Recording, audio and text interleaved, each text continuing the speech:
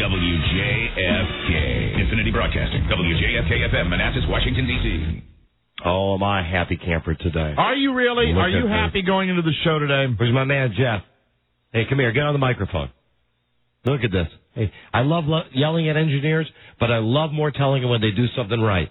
That touch screen yesterday that we got by on? Yeah. I made the simple request, could you move it over to this side because I'm right-handed. And it's there, not only there, but it's bolted in there. It's bolted in there. Way to go, Jeff. It's not going anywhere. Way to go. Nicely done. Thank you. Wait till you see Monday. That's the right attitude. That's the attitude. Listen to this. Thanks, Jeff. That's the attitude. Yeah. That's a Friday attitude right there, man. I like that. Sure is. Wait till you see Monday. Man, it makes you want to come to work. Mm-hmm. Incidentally, give our best to Wendell Hall. Winner! No, Wendell's done a lot of hard work Yes, as well in the studio. But And poor Tony. I saw Tony sweating walking around today. Bacardi Limon. all I know is those guys work hard, but Jeff is the can-do engineer.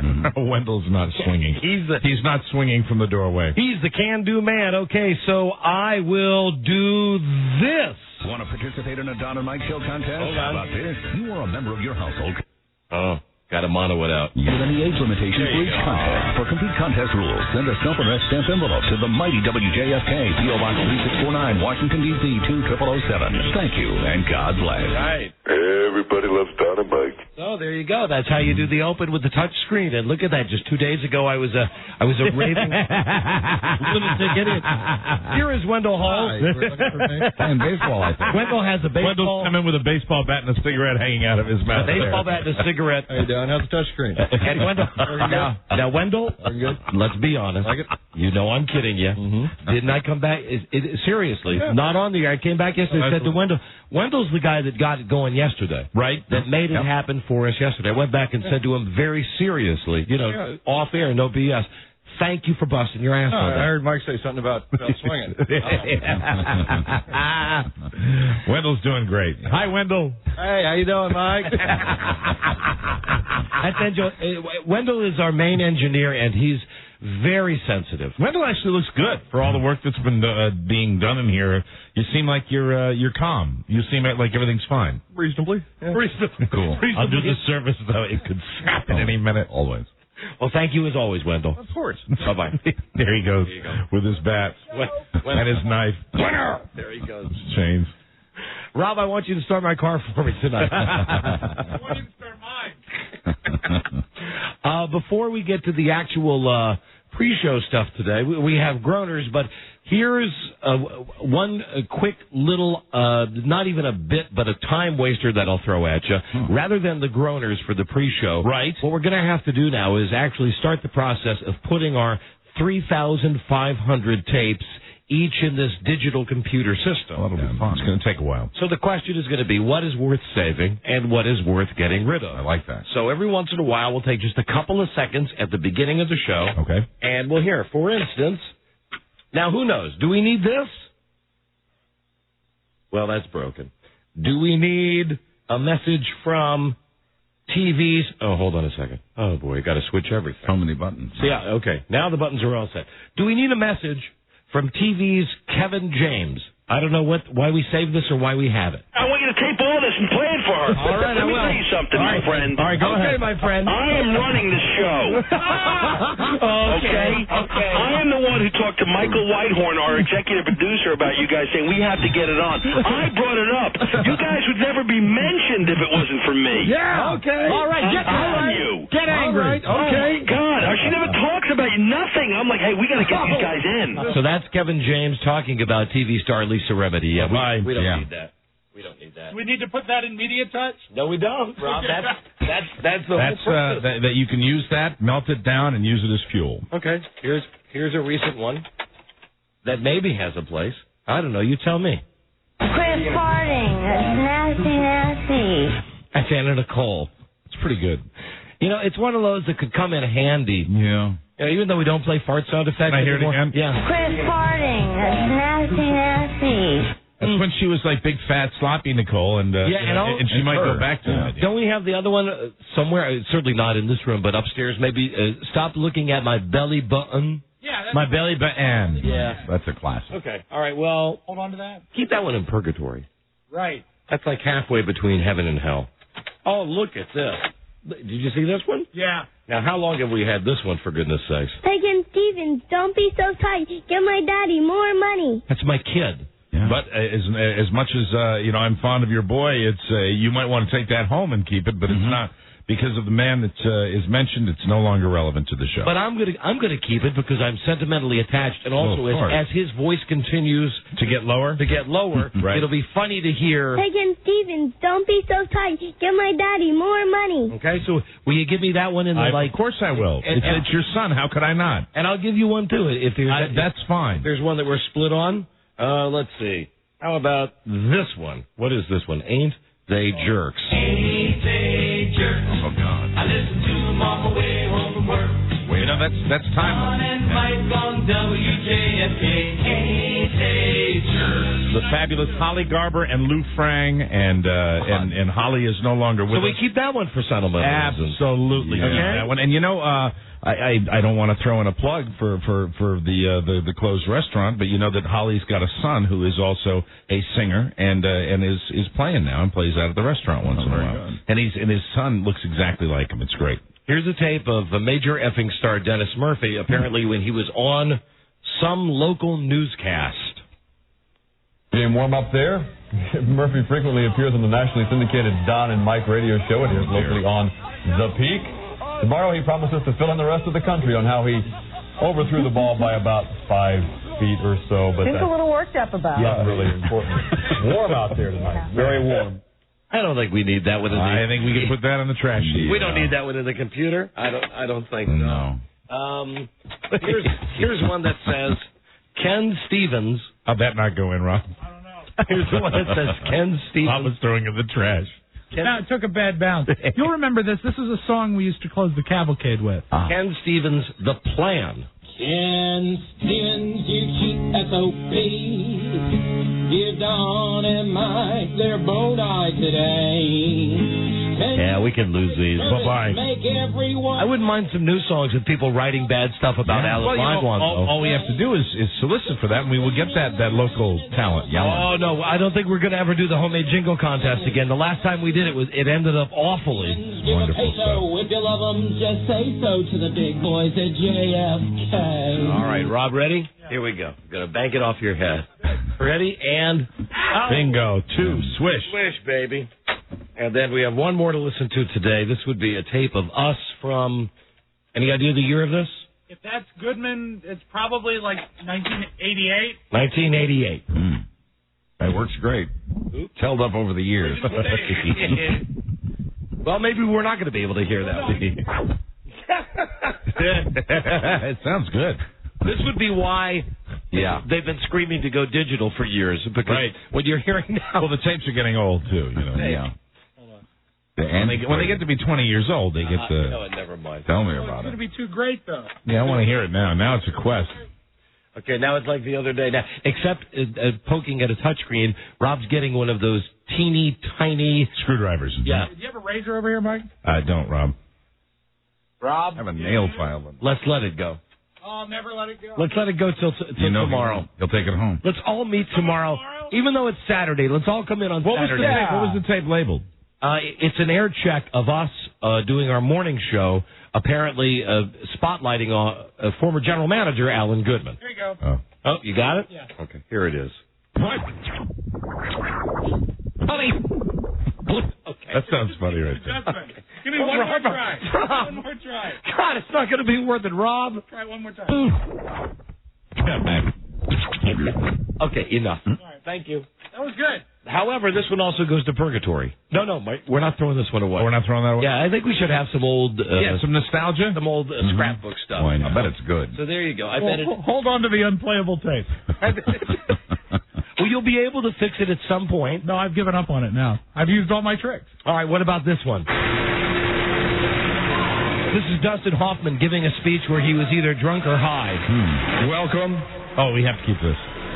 Welcome. Welcome. Welcome. Yeah, I remember this. I remember this. Hey, baby, hey.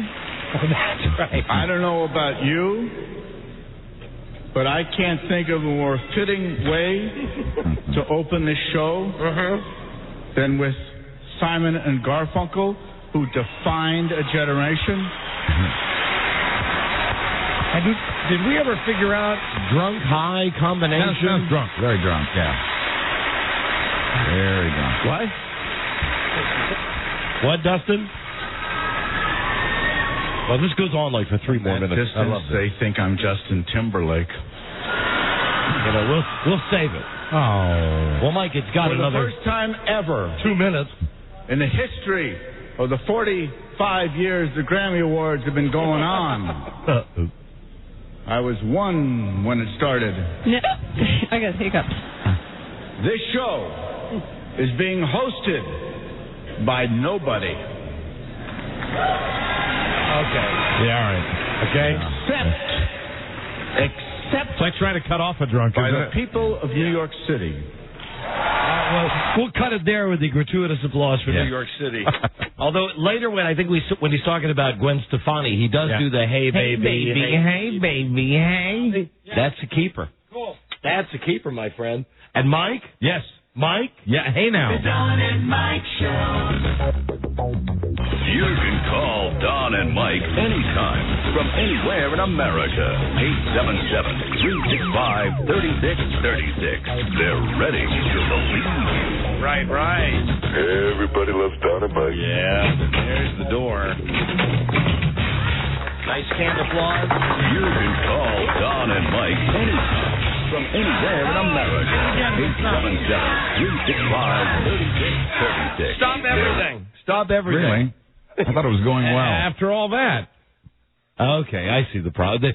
The problem there, blame it on this right here. Operator error? This big, meaty right hand. Does it need the screwdriver? It does not. Is it tension? It does not need the screwdriver. I can fix it. Now, let me see. Watch, I'll do it in order.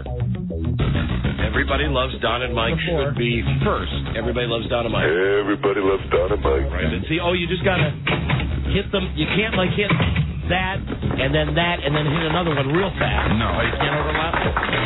You can overlap a little bit, but you can't overlap a lot. And when you overlap, you gotta make sure you're hitting the right button, like that one. From a true story, he was a neo-Nazi. I got it down. One true enemy. Right. Himself. A man of faith, a man of hate, and a soul torn apart. Viewer discretion advised. And good afternoon, Mr. and Mrs. and all the ships at sea. Would somebody cut one? Once you hear them, you'd like to spit your dinner out. Don Geronimo and Mike O'Mara. Yeah. Hi, Julia. Hello. Hi, and thank you for listening to this episode of Don and Mike Show on this Friday.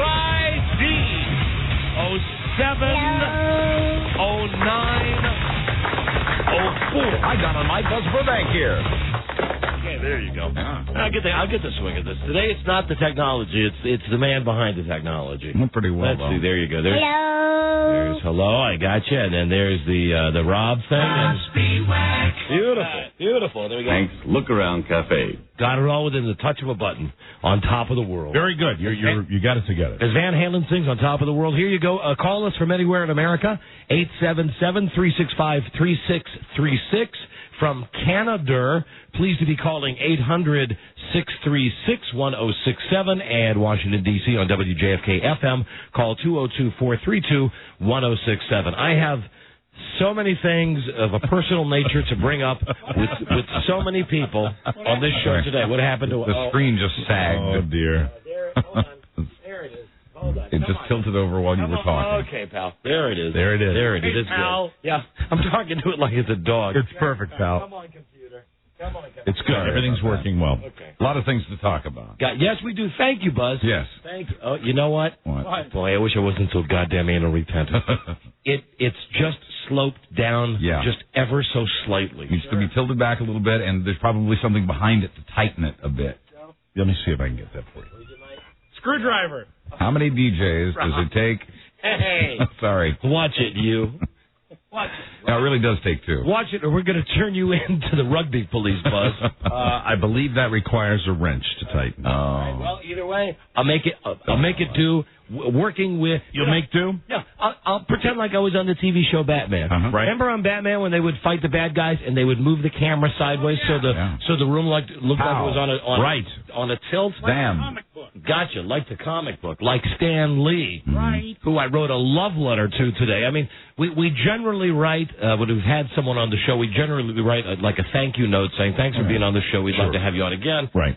Beth Ann said, would you like to write anything, a personal note? And it ended up being something that I could print in letters to Penthouse. So you were very excited about I was more than excited. Sure. And excited about the show today. Am I? You bet. And I'll tell you why. Besides our many guests and our many bits, I've got something for me, for you, for Rob, for B.A., I want to ask everybody something about, and even Buzz, and I'll start with Buzz with the rugby uniform you're wearing today. We've all noticed the rugby shirt. Yes. The not exactly matching rugby shorts and work boots today, right? Well, not work boots, just black sneakers and black socks. You look like something from the cast of Dodgeball today. Yeah, I'm ready. I'm ready for kickoff. That's the look. Yeah. It's summer. It just seemed like a good idea. And Buzz is wearing swag today. Oh, that's right, free stuff. And That's right. notice, Mike, I'm not busting you on that because now you know the wise guy way. It's used. Right? That's swag. Did I tell you the derivation of the word swag? What? I found out pirates used it, stolen without a gun. Stolen without a gun. So, like, just free stuff. So, like when they board a ship and it had been already taken over. Right, they just take it. And that's why I guess we had this discussion because it was the Jolly Swag Man. That's right. The Jolly Swag Man. Oh, what, Robbie? Still doesn't explain why he's dressed like a rugby player. Well, I know why he is, because the shirt was free. Right? Right. Yeah, From but it looks HBO. good on you, though. Yes. Thank you. I like it. So, okay, Buzz is dressed like a rugby player. I have a diagnosis on my wife, and I'm not even going to call her now, but I have a diagnosis on her. Oh, good. Over the last, I'd say, 30 days, I've described her, while the whole time, professing my undying love for her, which is true. It'll be 23 years, God willing, next month. Wow. So I love her more than anything, but lately she's just been like nails on a chalkboard in very subtle ways. And I called her a snob, and then we decided no, the snob wasn't right. She was spoiled. Right. And then she's had the whim whammies.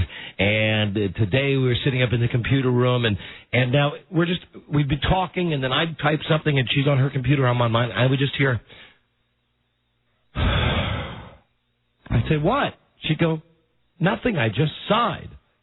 And then we'd go back. I'd be typing, and then I'd hear.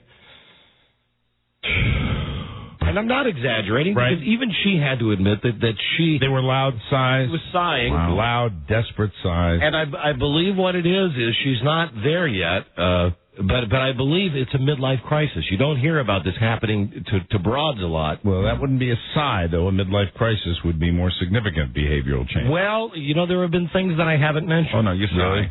Sure, you sigh if you have a midlife crisis. You're in yours, aren't you? Oh, God, yes. Haven't you been in yours for 11 years? Well, look at how I'm dressed. What do you think? Right. And I'm talking about girls now, because here's the thing. I used to think the midlife crisis was just a guy thing. But no, my wife... Some might say my whole life is a midlife crisis.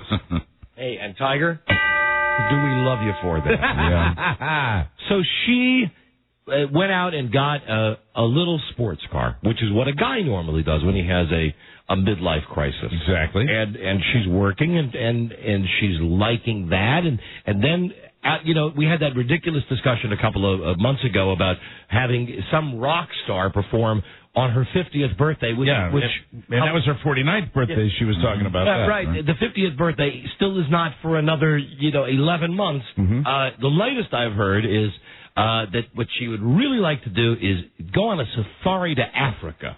Oh, God. For her 50th birthday. Mm-hmm. Now, under normal circumstances, I would think either, one of the two S's, snobby or spoiled. Right. Don't think so. She loves nature. Mm-hmm. I think what it is that she feels the walls of life coming in on her, and she wants to do everything that she can possibly do. Mm-hmm. And I interpret the size as she sits at the computer and pays bills and looks out the window. Every one of those sizes is just The good part is over. Will be. Yeah. That's how I interpret it, and that she wants to do these things before she dies. I believe so, and that is the diagnosis. Now I'm not going to Africa, for God's. I said to her, I'd go to Africa if. Is there a Ramada Inn? You wouldn't want to rough it, huh? Do they have ESPN? You wouldn't want to be out there on the Serengeti in a tent? No way. No. But anyway, it's her, and I've diagnosed it, and it's a midlife crisis, and you don't often hear this happening to women. Right. But it's happened to my wife, and I have to do something to snap her out of it. You may not be able to do that. No. Well, I'm trying. She just needs to explore and adventure and do those things on her list. I'm trying, and she's sighing. Mm-hmm.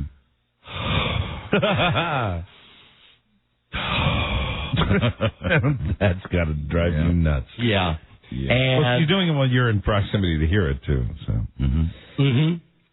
Although I've heard her do it on her own. Really? I've heard her do it on her own. And she didn't know. You've gotten a candid sigh? Yeah. That'll be her new TV show, Candid Sigh. So anyway, that's the update on her. Wow. I don't know what she's doing right now, but I'm sure whatever it is, it has something to do with this impending midlife crisis, which incidentally would mean she'd live to be 100. Not a chance. You never know. I mean, she keeps herself in great shape. Society's getting healthier. But not me, though. But not a chance. And yes, now here's the next item of business. I'll tell you how this happens across my desk. Sitting at home, phone rings. It's best friend Rob. Hi, Rob. He says, hey, let me tell you what just happened. It's best friend Rob with some exciting news. Breaking news. And don't tell me that's not how it went down. It was so obvious, both of you guys. You're right. Are you okay? Smirk. He calls me up. Rob calls and says, John, our production guy, was just answering request lines, like at 11 o'clock. Let me explain something. I'd like to say something here, okay? Rob and Don are best friends, okay? They talk all the time. And one of the things that they share, and I've observed this, what they share above all else is a joy. And it's a playful high school kind of joy at the misfortunes of others. And even if they are very good, even those we love, absolutely, even those they love. And what's funny is after this incident that Don will describe calmed down, I really started to reflect on this and got just mildly PO'd at the whole thing, but then then laughed at it again because that's just the way they are. So I just wanted to say that I had planned an elaborate ruse when I came in here regarding this. I decided not to do that, but I could, when Rob, who is a little bit more transparent than Don is, called me, it was like, hey, is everything okay? Well, but make sure you call me and let me know, that kind of thing. Well, you got to know the setup. So here's what Mike's talking about.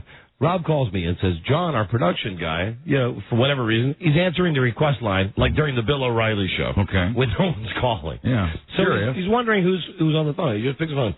WJFK. And the person on the other end of the phone says, is Mike there? And John Norman says, Mike who? And the guy says, Mike O'Mara, Don and Mike show. And John Norman says, no, he's not here. Can I help you? Guy says, yeah, I just want to let him know I'm driving by his restaurant. There's about 8 fire trucks and 2 hook and ladders out there. Oh, dear. Right. So, Rob... So here's the deal. And let me just interject again, all right? So Hank's Look Around Cafe. So, I guess Rob gets this news from John Norman. All right. So the logical call would be to call me, maybe, and let me know. But why do that? Do you want to check your call log? Did you call me first? Twice before I called. Okay, all right. You called me first. And then you should say to me that you are sorry because I did call you first twice. Oh, Rob, don't get sensitive. You know the way it went down, Rob. Seriously. I mean, let's be honest. I mean, it doesn't bother me. But Hey. It amuses me. Hey, if I could just jump in for a second, Mike. Yes. Please.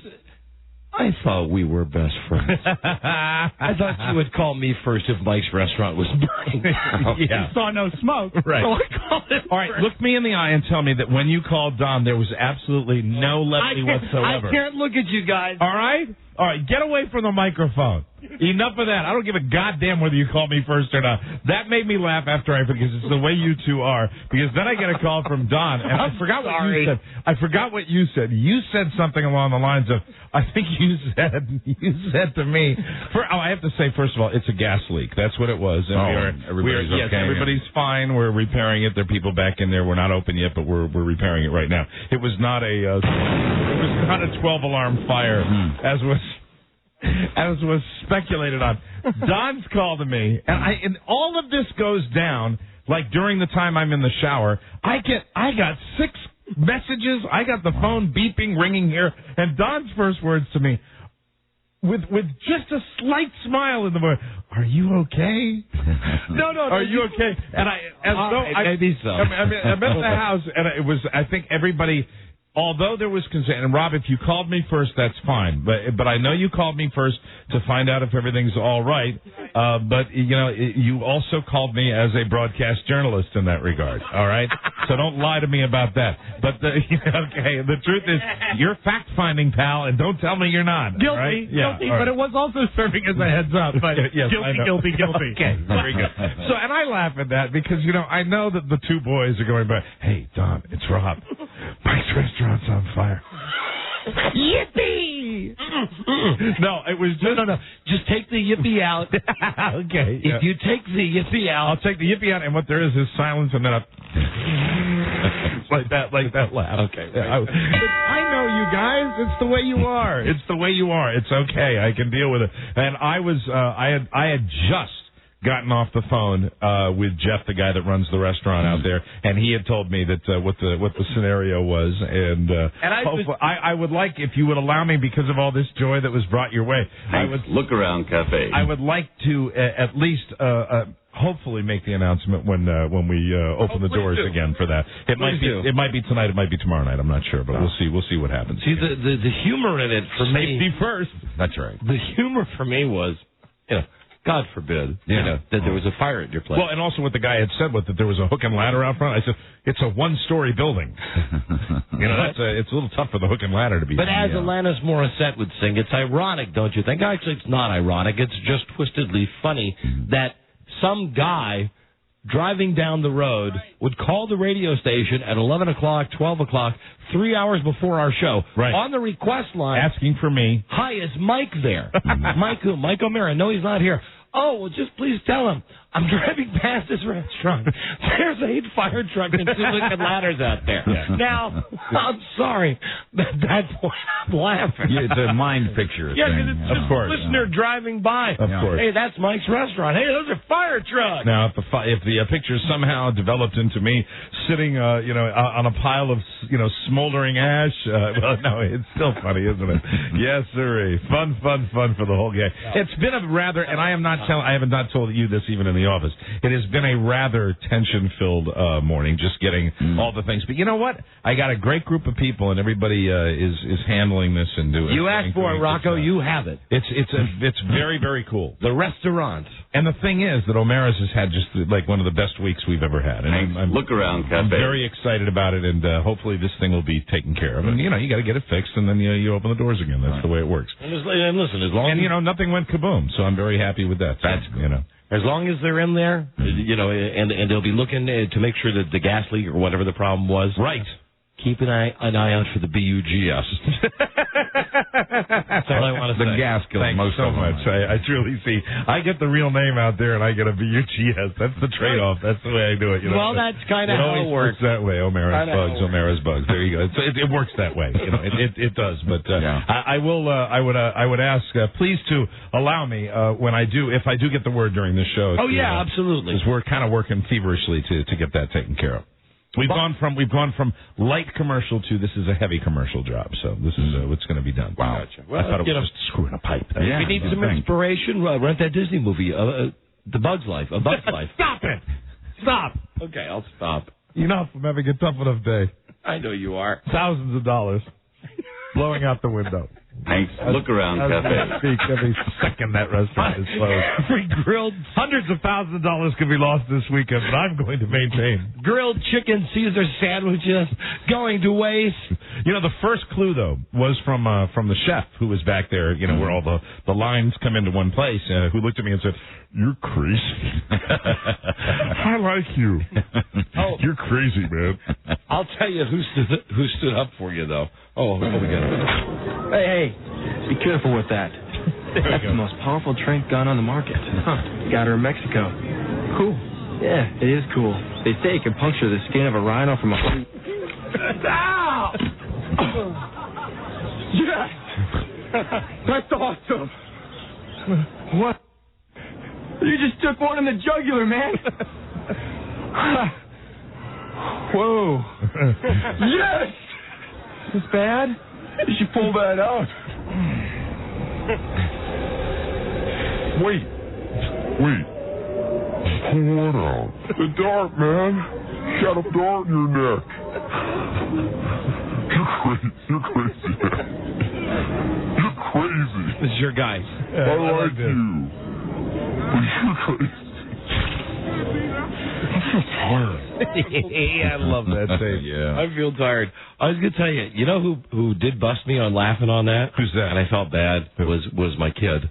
Oh, really? I was sitting there just getting done having lunch, reading the paper, and he was getting ready to leave the house, go to work, whatever he's doing.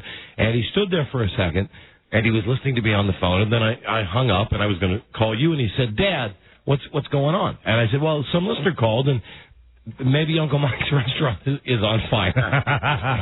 Yeah. And then you should know he stood up for you. Good, Bart. And he said, "Thank you, Bart." "Dad, that's awful." Yeah, that's right. I don't really think it's on fire. Right. Oh my God! Well, all is okay. Well. And in any event, I'm insured. Yes. No, that's good. Which could be how a fire starts in the future. Stop! Get me in trouble. Get me in trouble, man. Get me in trouble. You're crazy.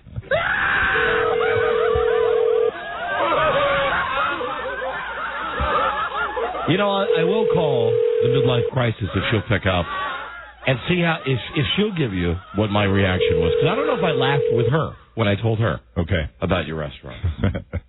I don't know. I'd love to hear Rob's opening line when he told you. I'd pay $1 million. Probably won't ever hear that, but I'd love to hear it. I'd love to know what words were said. You know, I really don't. Hello? There's the sigh. Hi, baby. You know, I really don't remember what... Mike, I swear to God, I'd tell you if I remember. You want to hear something funny? No, it wasn't something like that. No. No, I remember what it was. Have you talked to Mike today? Yes. Okay. Exactly. All right. And I said, all right. Yeah, I spoke to him about 10 o'clock this morning. Right. And then Rob said, "Did he mention anything to you about the restaurant?" Wow. It went from there. That's how it went. Hey, baby. Yes, darling. When I spoke to you about Mike's restaurant, was there laughing? You can be honest. Yes. Okay. There it is. All right. It's the way, you know how when he's laughing and he's trying not to laugh? Yes, he's trying to be make his serious, mouth like somebody's got a brain tumor. Yeah, he's trying to make his mouth turn down, and it just won't. Yeah, believe me, I've seen it many, many times. And he's done that in front of me. You would do that in front of me if it was like burned. You would be really. You're trying to force your mouth. Stop it! You're killing me. Oh, it's very sad. Very sad to know someone so well. And you know what? It's the way really. You wouldn't wish ill on me. Of course not. But initially, it's that you can't help it. You can't help it, and that's just the way. I'm kind of the same way. So I know if the tables were turned. I'm kind of the same way. I don't know. I really am kind of the same way. And don't you like, for instance? Why is that? And that you realize that makes us both a little abnormal. I know. No, Rob knows there's a German word for that. Yeah, Schadenfreude. What's that? Shameful joy. Shameful joy? Taking joy in the unpleasantness of others. Yeah. We all do it. Oh, God. We're all as guilty. It's terrible. Yeah, it is. It really is. The foundation of the show. It's a terrible... Hey, you know what? You won't hear this kind of honesty on any other radio show, though. So again, Rob, what is the motto of this show, the mantra? Schadenfreude. Shameful joy. Shameful joy. Will you write it? Boys of shameful. You're the shameful joy boy. Would you please write that phonetically in German for me? You bet. Thank you. Listen, midlife crisis? Yes. And do you agree or disagree with that? No, I don't think I'm having a midlife crisis per se. But I'm always sigh when I'm sitting paying bills because it's not something I enjoy doing. Yeah, but you sigh a lot. I mean, I have brought that. Oh, thank you, Buzz. Sure. Schadenfreude. Schadenfreude. I believe that's what Schadenfreude. Schadenfreude. Schadenfreude. That's it. Schadenfreude. Schadenfreude. So. Hey, I wasn't laughing. No, she didn't laugh, Mike. She didn't laugh at all. She's a sweet lady. She sighed. Yeah, I sighed for you. All right, well, listen. I've been doing that a little bit today, too. No matter what you're going through now, and is it a midlife crisis? Is it the whim? Because I ask you all the time, you got the whim-whams. So this is not just something that happened today. Well, there have been a lot of changes in my life in the past year. I mean, it was a year ago we were getting ready to send Bart off to college. Well, listen, I know you love Bart more than anything. Mm-hmm. Do you think you'll chill when he goes back to school? Yeah, I think that adds a little tension, having a big grown man-child in the house. Mm-hmm. Yeah, because I know that was weighing heavily on your mind today when you looked at a calendar and said to me, oh, August 15th is when he has to go back to college. Yeah. So I know that it's way basically a month. It's way up there. All right, listen, darling. What do you say for tomorrow night? It's your choice. It's our date night. It's our movie night. Right. What's your choice? Is it going to be Fahrenheit 9/11 or is it going to be Anchorman? I do want to see Fahrenheit 9/11. Your choice. It's your choice. It's your weekend to pick. Anchorman's supposed to be really fun. Let's go for the laughs. Okay, you got it. All right, my boo-boo. Okay. Bye, sweetie. Okay, but I'm proud of you for making that decision. I know. Okay. I know. It's the decision you wanted to. No, to be honest, I like both. See, this is... My wife has problems making decisions, even on something as simple as what movie we're going to see tomorrow night. Really? I thought she was very decisive. No, absolutely. To the contrary. Really? Yeah, she will just... Like me. She'll just chew it and chew it and chew it and wonder about it and go, well, what if? And then the qualifier at the end was, she says, Anchorman. I go, okay, great. Because that's the one that she lays it on me. That's what I wanted to see. Right. I want to see them both equally, but you just pick right now. Make a decision. Which movie are we going to see? I'm going for the laughs. She's going for the laugh. She wants to laugh. Right. Okay, so it's Anchorman. Right. All right. I would predict, really, if you're like most Americans, you would, regardless of your politics, but I know your politics kind of, you'd leave Fahrenheit in kind of a bad mood, as I did. Fahrenheit 9/11 puts me in a little bit of a bad mood. Right. There's no joy. Oh, we don't need that in our house right now. In the house that Cy built. All right, baby. Thank you. I love you. I'll see you. All right. Goodbye, sweetie. Okay, see you. Although it has moments of shameful joy. It has moments of shameful joy and moments of comedy. Yes. Moments of Schadenfreude. Schadenfreude. Right. Hello, one call before we go to break. Mike. Hello, Mike. Hey, radio gods. Howdy. Hey, Don, do you remember the time that you relayed that story about how you got when you were real little, got both your ankles broken when you got them caught in the spokes of a bicycle tire? Listen, we could go. There are so many. There are so many examples of me laughing at Don's agony. Absolutely. What about the drowning? The near drowning. The drowning, I laughed at. And that's when you laugh at like for 10 years. Yeah, I can't help but laugh. And at when that. Don almost burned his house down, when he piled all those logs in it, you laughed. Now that was worth laughing at. That was just me being stupid. I did. But when I told you the story about when I was 3 years old, riding on the back of my mom's bicycle, I got both of my ankles caught. And broke your ankles. Broke my ankles. He about spit water all over the console. You can hear it over the radio. I think I understand your point, sir, and it's well taken. But it's a part of the naked cruelty that is the joy of the Don and Mike show. It's the Schadenfreude. Absolutely. That's it. All right. Auf Wiedersehen. Later. Guten Tag. We will be back right after this. This is the Don and Mike Show. This is the Don and Mike Show. This is supposed to be my weekend off. But no. You got me out here dragging your heavy ass through the burning desert with your dreadlocks sticking out the back of my parachute. You gotta come down here with an attitude, acting all big and bad. No. I got hiccups. And what the hell is that smell? The Don and Mike Show. Be a dear and listen to the Don and Mike Show. That was Will Smith on that tape. I've always liked Will Smith. I think he's a good actor. I do like him. He's a good actor. I like Will Smith also. Will Smith. However, he's gone over the edge. What did he do? The premiere for his new movie I, Robot, which looks exceedingly exciting. I thought you were going to say it looks exceedingly Matrix-like. It does, but I like that. Right. I like with all the robots fighting with him, like all of the guys fighting with Keanu Reeves. Right. However, listen to this from Will Smith. I think most people think Will Smith is a regular...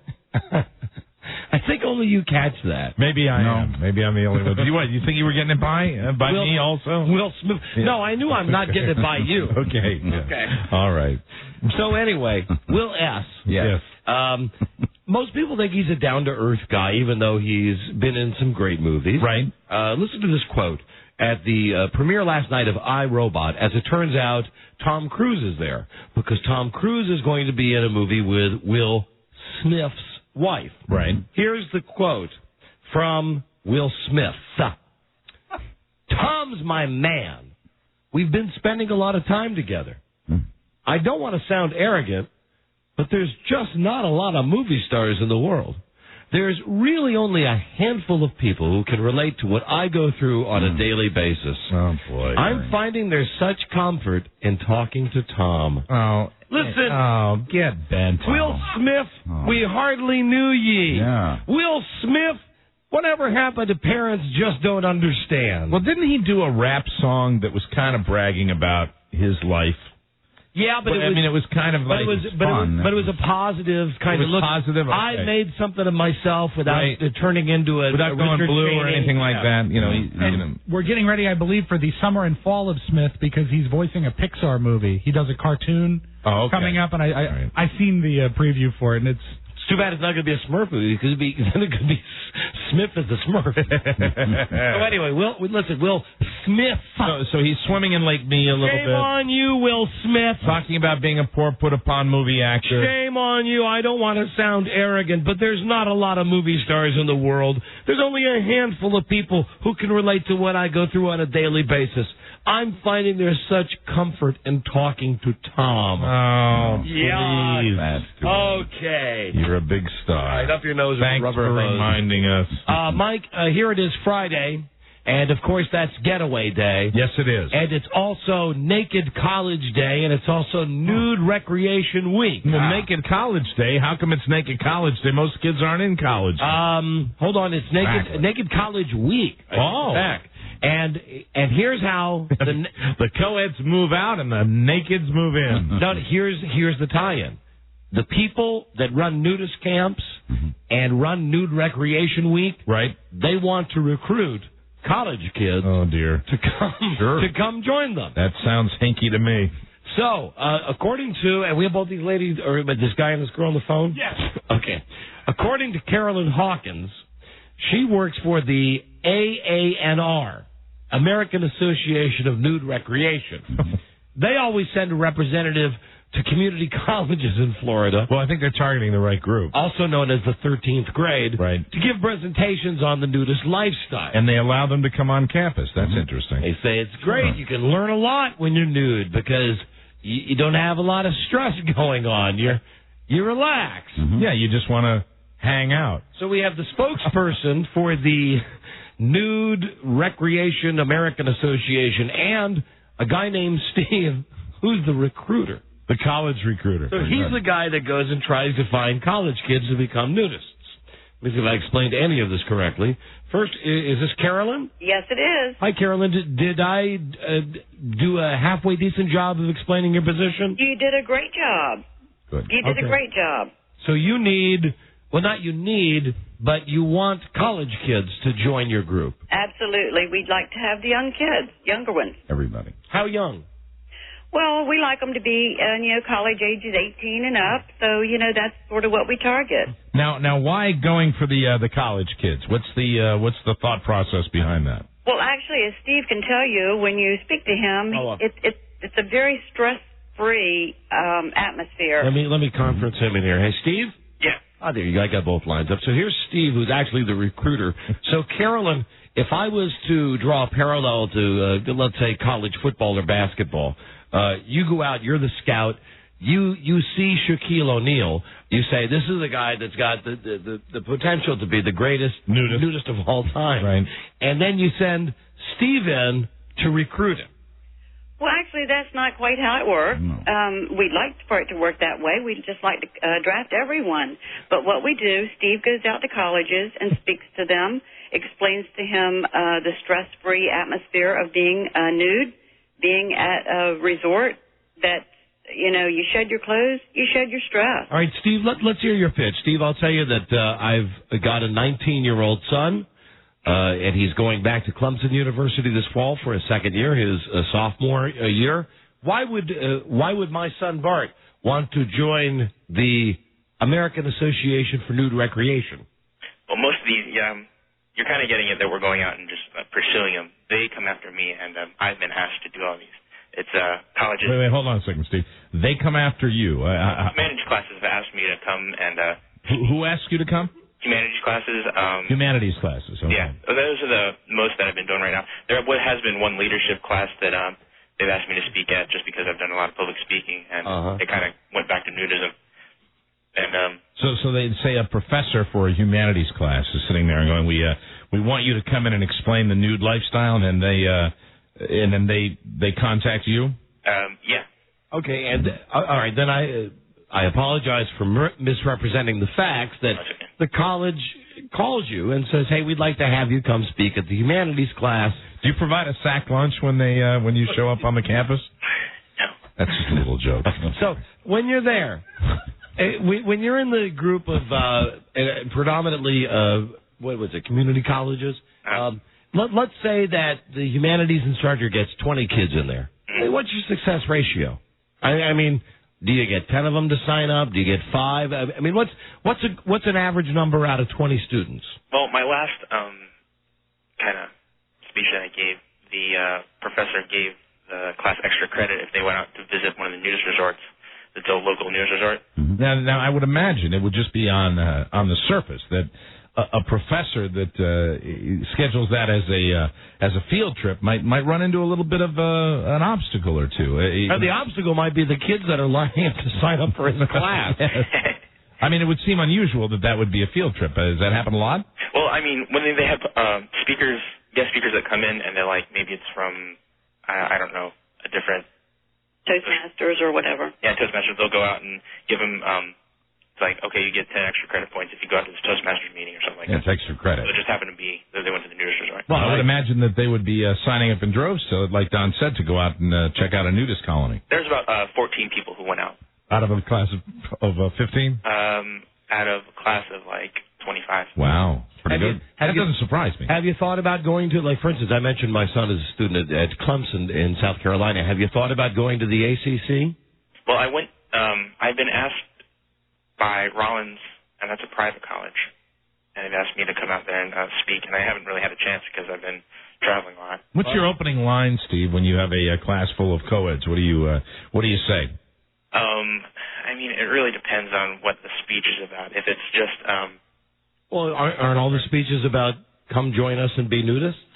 Well, some of them are just kind of, they start off as question and answer, and then I'll go into a speech. Do you disrobe while you're giving the speech? No, I don't want to be too distracting. Do you bring pictures? I'll bring pictures of the resorts, but I don't want to, like, freak people out. Hey, Nick. Brochures, too, that we hand out. We have a general PR brochure that we hand out. We also have from a woman's perspective. We have, like a little brochure that says, what does Anna do for you, which we use, for legislative purposes. We do a lot of trade shows, legislative Carolyn, shows. Carolyn, tell me about your grandson. You must be very proud of your grandson. He was raised at a nudist colony. Nudist resort. A nudist resort, and he loves taking time off from college so he can relax by the pool at his clothing optional club. Absolutely. Really? Absolutely.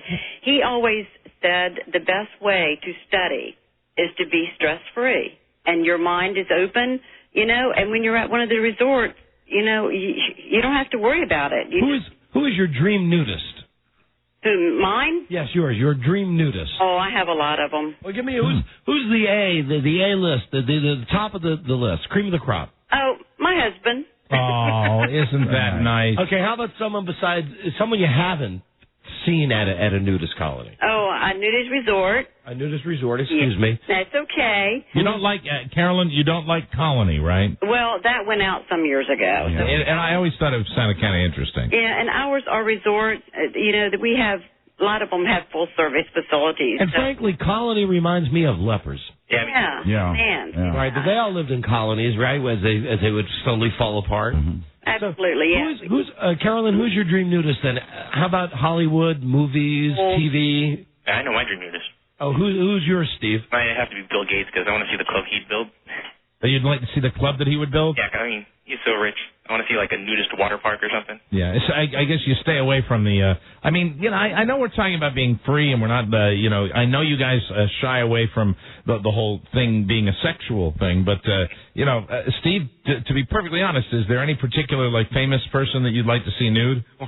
Or would that answer be still Bill Gates? If it's still Bill Gates, we can accept that as well.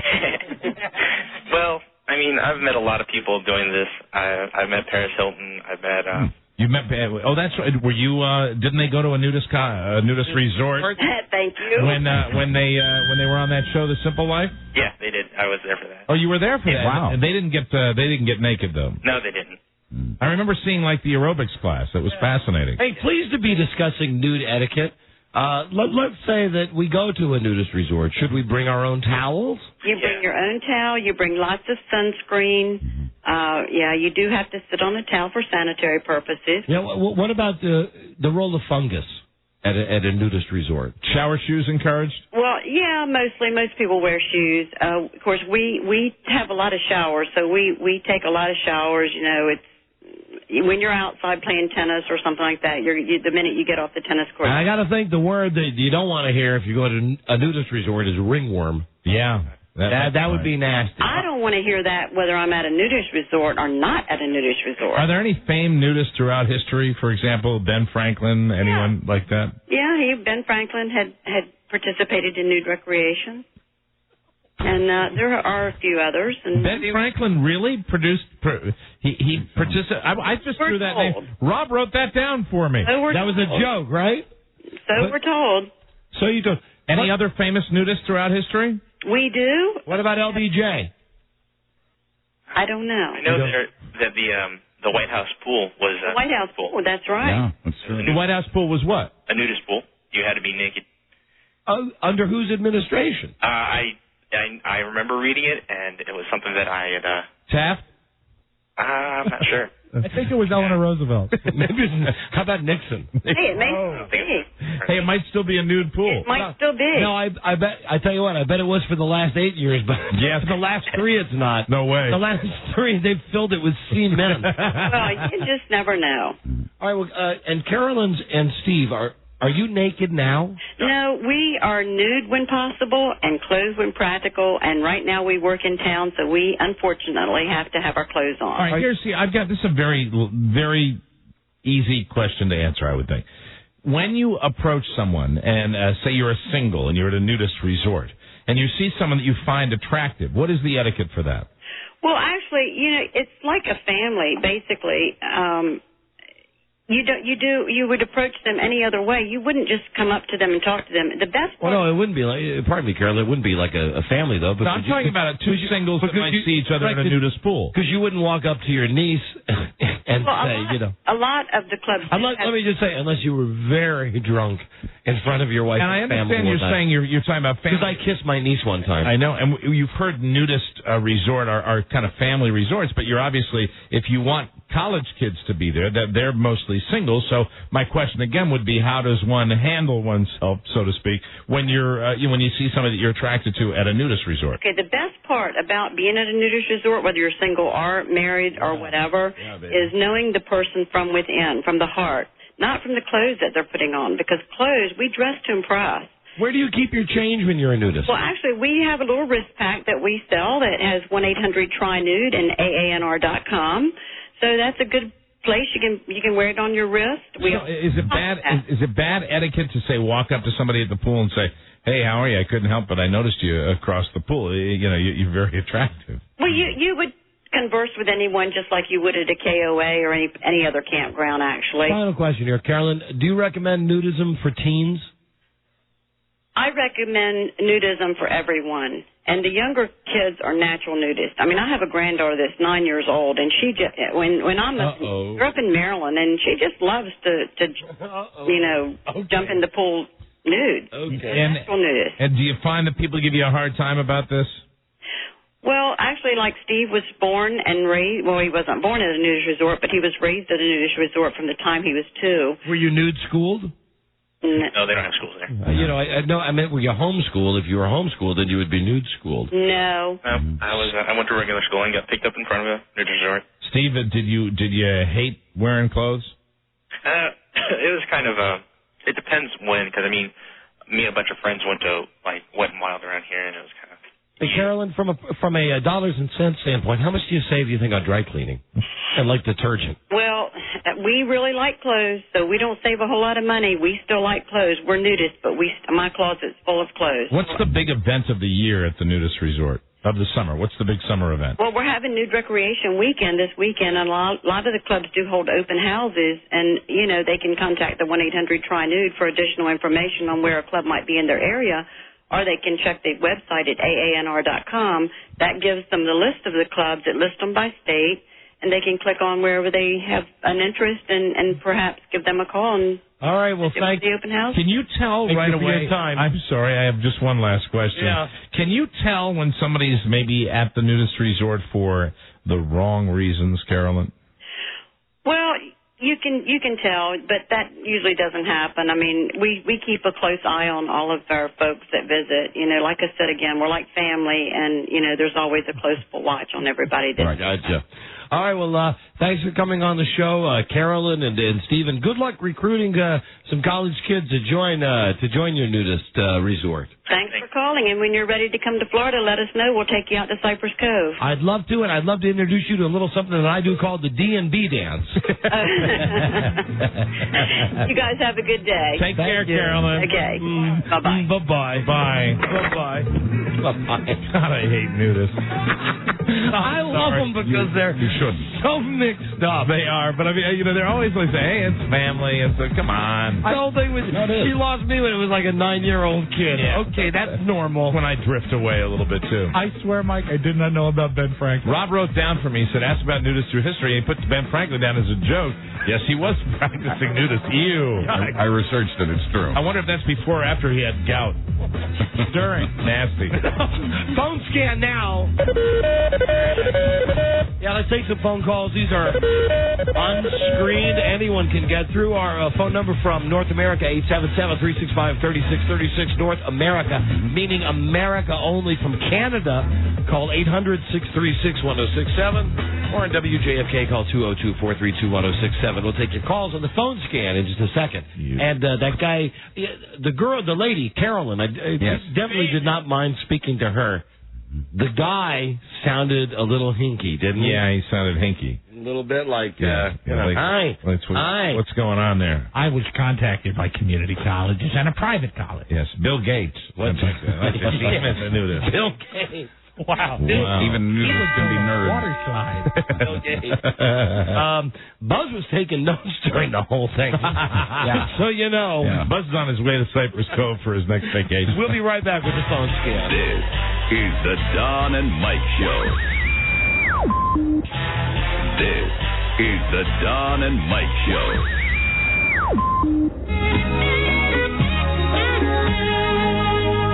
Howdy, folks, and welcome back, everybody. I'm Tom. We're back on live tonight, so the toll-free is up and running, and the Colorcast is on the air now for the 12th of November, 1997, CBS Radio and Television here in Los Angeles, California. If we were living in the year 1913, today's date would be 11/12/13, but we're not, so it ain't. Anyway, today I did a little thing called the Satellite Radio Tour, where Tom talks with guys and gals on different radio talk programs around the country. And I was chatting with Mike O'Mara and Don Geronimo from WJFK FM in Washington, D.C. And their motto there, by the way, is WJFK, less BS. So I'm sure that Jack Kennedy up in heaven is saying, well, it's the station with less BS. And And I had an email that ties in with Don and Mike in Washington. A lady wrote in here, a family wrote, and they said, Tom, every night we see you at the show there, you open the show with the wide shot. And we see the gold vase at the base of your chair. For heaven's sake, what is the gold vase? Actually, the gold vase is a spittoon.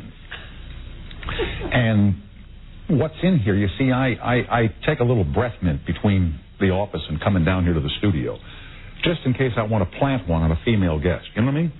And then right before the show starts, because it's not polite to talk with mints in your mouth, we have what is called mint spit, in which I spit a mint into the spittoon. See, they hear them. So one day, this guy Geronimo and Mike are in here from WJFK. They came out for the big primetime tour, where they got to talk with the CBS stars, and the lady who gave them the tour, they said, would you like to see Snyder's studio? And I said, well, we'd like to see where he does the show from. They come in, and they come over here, and they see the old mint spit. And one of them says they took a handful of these and put them in their pocket, and were passing them out on the plane. Oh, jeez. Strange things on the radio from WJFK, where there's Lasha B.S. The Don and Mike Show. Hello. You can call Don and Mike anytime from anywhere in America. 877-365-3636. They're ready to believe you. Oh, right. This is Ghetto-licious. Thank you. Now operating with a 7-day delay. The Don and Mike Show. Heard across America, Wichita, Kansas. Buzz, it's KFH-FM, and that stands for... Kansas Finest Hotel, Don. Right. Sacramento, California, KHTK. And Tampa Bay, WBZZ. All right. Some of the stations on the show right now. Oh, phone scan time. Good. 877-365-3636. Very good. On-screen calls, let's get right to them. Hello, Don and Mike Show. You're on the air. Hello. O'Mara's on fire. You don't need no water, let the mother burn, baby, burn. Oh, God. All right. And the beginning was funny. There they are. Hello, Don and Mike Show. Fellas, I got a question for you. You're all in a lot of cities. Any time in the future you're going to be in the Chicago market at all? No. Any particular reason for that? We stink. No, you guys are the best, obviously, which is why I think... Obviously, we stink. We're not on in New York, L.A., or Chicago. Very direct question, very simple answer. We're on in a big market, Dallas, in the middle of the night. 2, we're going to be on very soon in Houston, Texas. Cool. On a station that I've just been told is a daytimer. Hey, great. Are you kidding me? Well, they can't put us on at night. Which means that, I guess... during the winter, we'd be cut off like 5:30. Oh, God. Well, if Chicago can stand the likes of Kevin Matthews and Manco, I think they do pretty well with the Dynamite Show. I don't want to get into an inside radio file thing, but I think Kevin Matthews is fantastic. I really do. And you guys hold up just as well as the rest of them. Thanks a lot. All right, see you later. I just think when you get those large markets, it just seems like they want to make their own cookies. That's what they want to do. We're very happy with the way things are going now. Westwood One has been adding stations. Yeah, and, keep them coming. Even if it's a daytimer, we'll take it. And you can give them the real reason you're not on in Chicago. What's our feud with Bozo? Yeah. Yeah, that's right. Bozo doesn't like us since we outed him. Clown. Hello, Don and Mike Show. Don and Mike. Yes, we are. Hi. What up, fellas? What can we do for you? Not much. I just want to... First-time caller. Great. Last-time caller. Hi. When it takes that long to ramp up. Yeah. Don and Mike Show. Hello? Come on, these are unscreened calls, folks. Hi. Hello? Yes, hi. I'd like to say I found a lot of shameless joy when you had to shave your eyebrow. Oh, Schadenfreude. Schadenfreude. Schadenfreude. Yeah, and also... Keep in mind, it's shameful, not shameless. Right.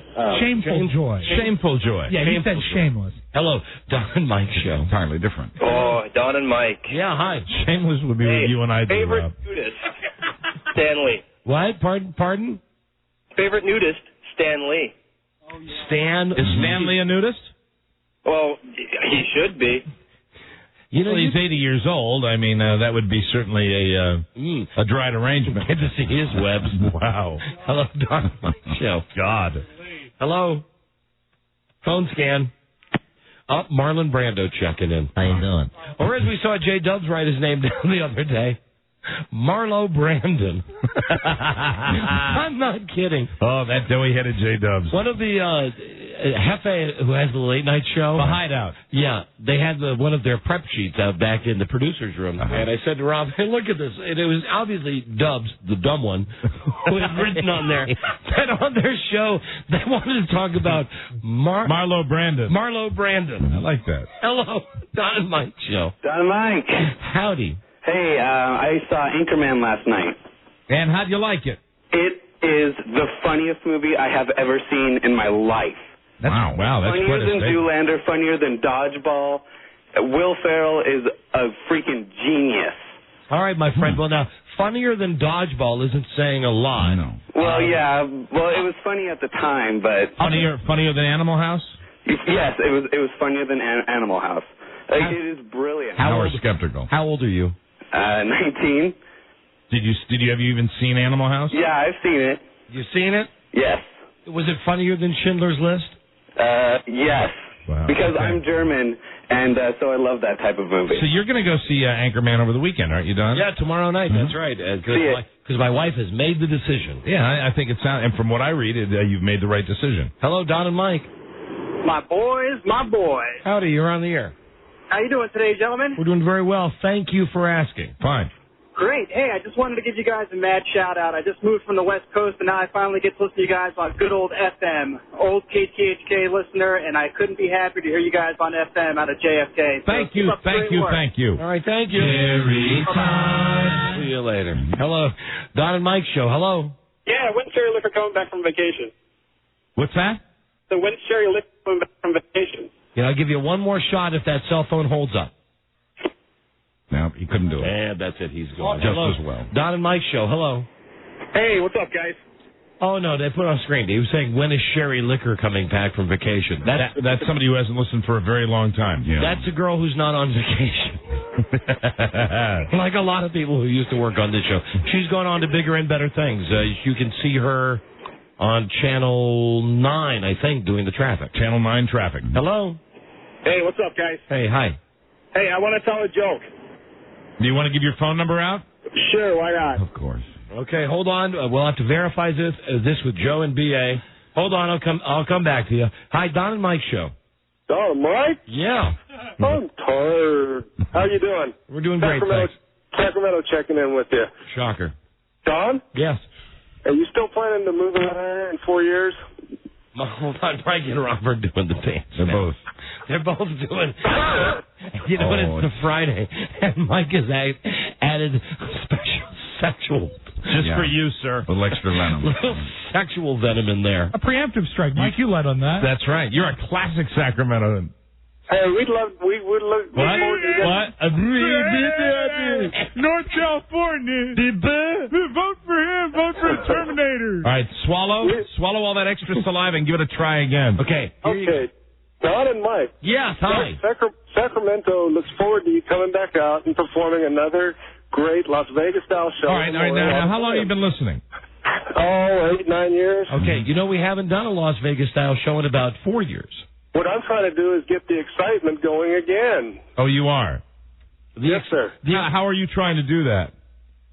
By calling your national show and trying to shame you guys into coming out here. We have shame us into it. Shame you. You said that. You just said that. Yeah. I'm sorry, I misspoke, sir. Yes, and point of order. The first word he really screwed up when he got a running start was the tricky word Sacramento. Right.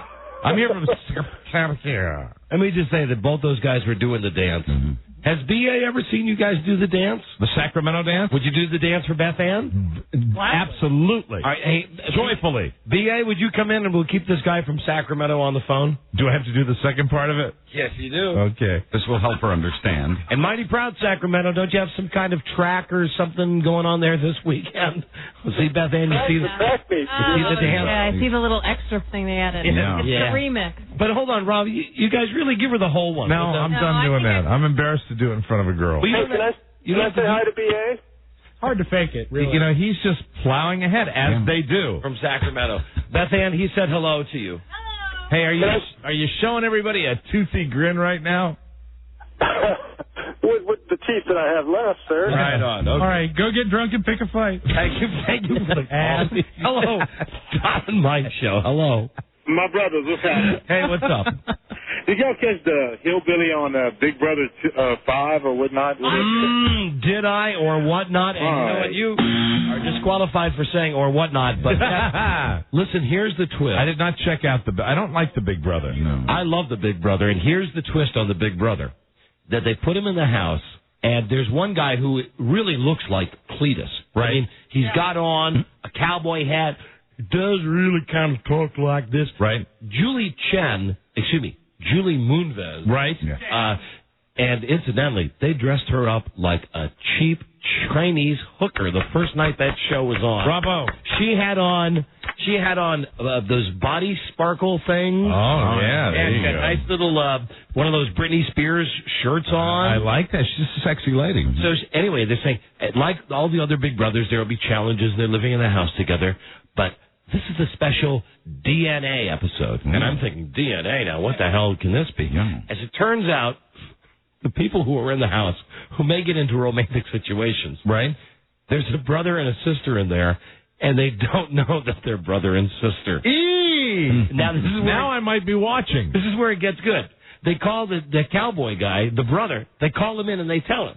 So they get him in the room and they say, some girl in the house is your sister? They say the girl with purple hair is your sister. We have proof. We have the DNA records. Mm-hmm. Now it's up to you if you want to tell her or not. He doesn't tell her. Oh, wow. I mean, I think eventually he did tell her. What, they separated at birth or something like that? I didn't watch enough of it to know for sure. Wow. All I know is that last night they had to make a gigantic Charlie-sized margarita, like the one you had down in Ocean City. Yeah, like a fishbowl, right. Fishbowl margarita. The thing was 10 feet tall. They had to fill it with I don't know how many gallons of rum and tequila mix and then salt. That's good. And then they had a guy dress up in a lime suit and he had to jump inside and find a key or something. Wow. I don't know. Did they get to drink it? Yeah, oh yeah, they got bombed. We missed the best part then is when they finally revealed that they were brother and sister, he was forced to read a letter from his estranged family. And he reads like Mike reads when he does a character voice of someone who can't read. So he's having difficulty. Yeah, you can have another brother and mother. And it was shocking. Well, this sounds like a pretty good episode. Yeah. Big Brother's always been good, and so is The Amazing Race. And we'll have the latest losers from The Amazing Race on, I think, maybe in like 15 minutes. Oh, hold on. From Buffalo, here's the guy that wants to make our weekends with the joke. Now, keep in mind, if the joke's not funny, we give your number out on the air. Yeah, I know. All right, Joe, would you run the number in here, please? It's not up. Joe. Oh, you got it? Where is it, Robbie? Didn't I put it on your sneeze No. Here it is. You got it here. Oh, you got it? Okay, thank you. Buffalo, or as I'm beginning to think about calling it, Buffamento. Hey. I'm just kidding.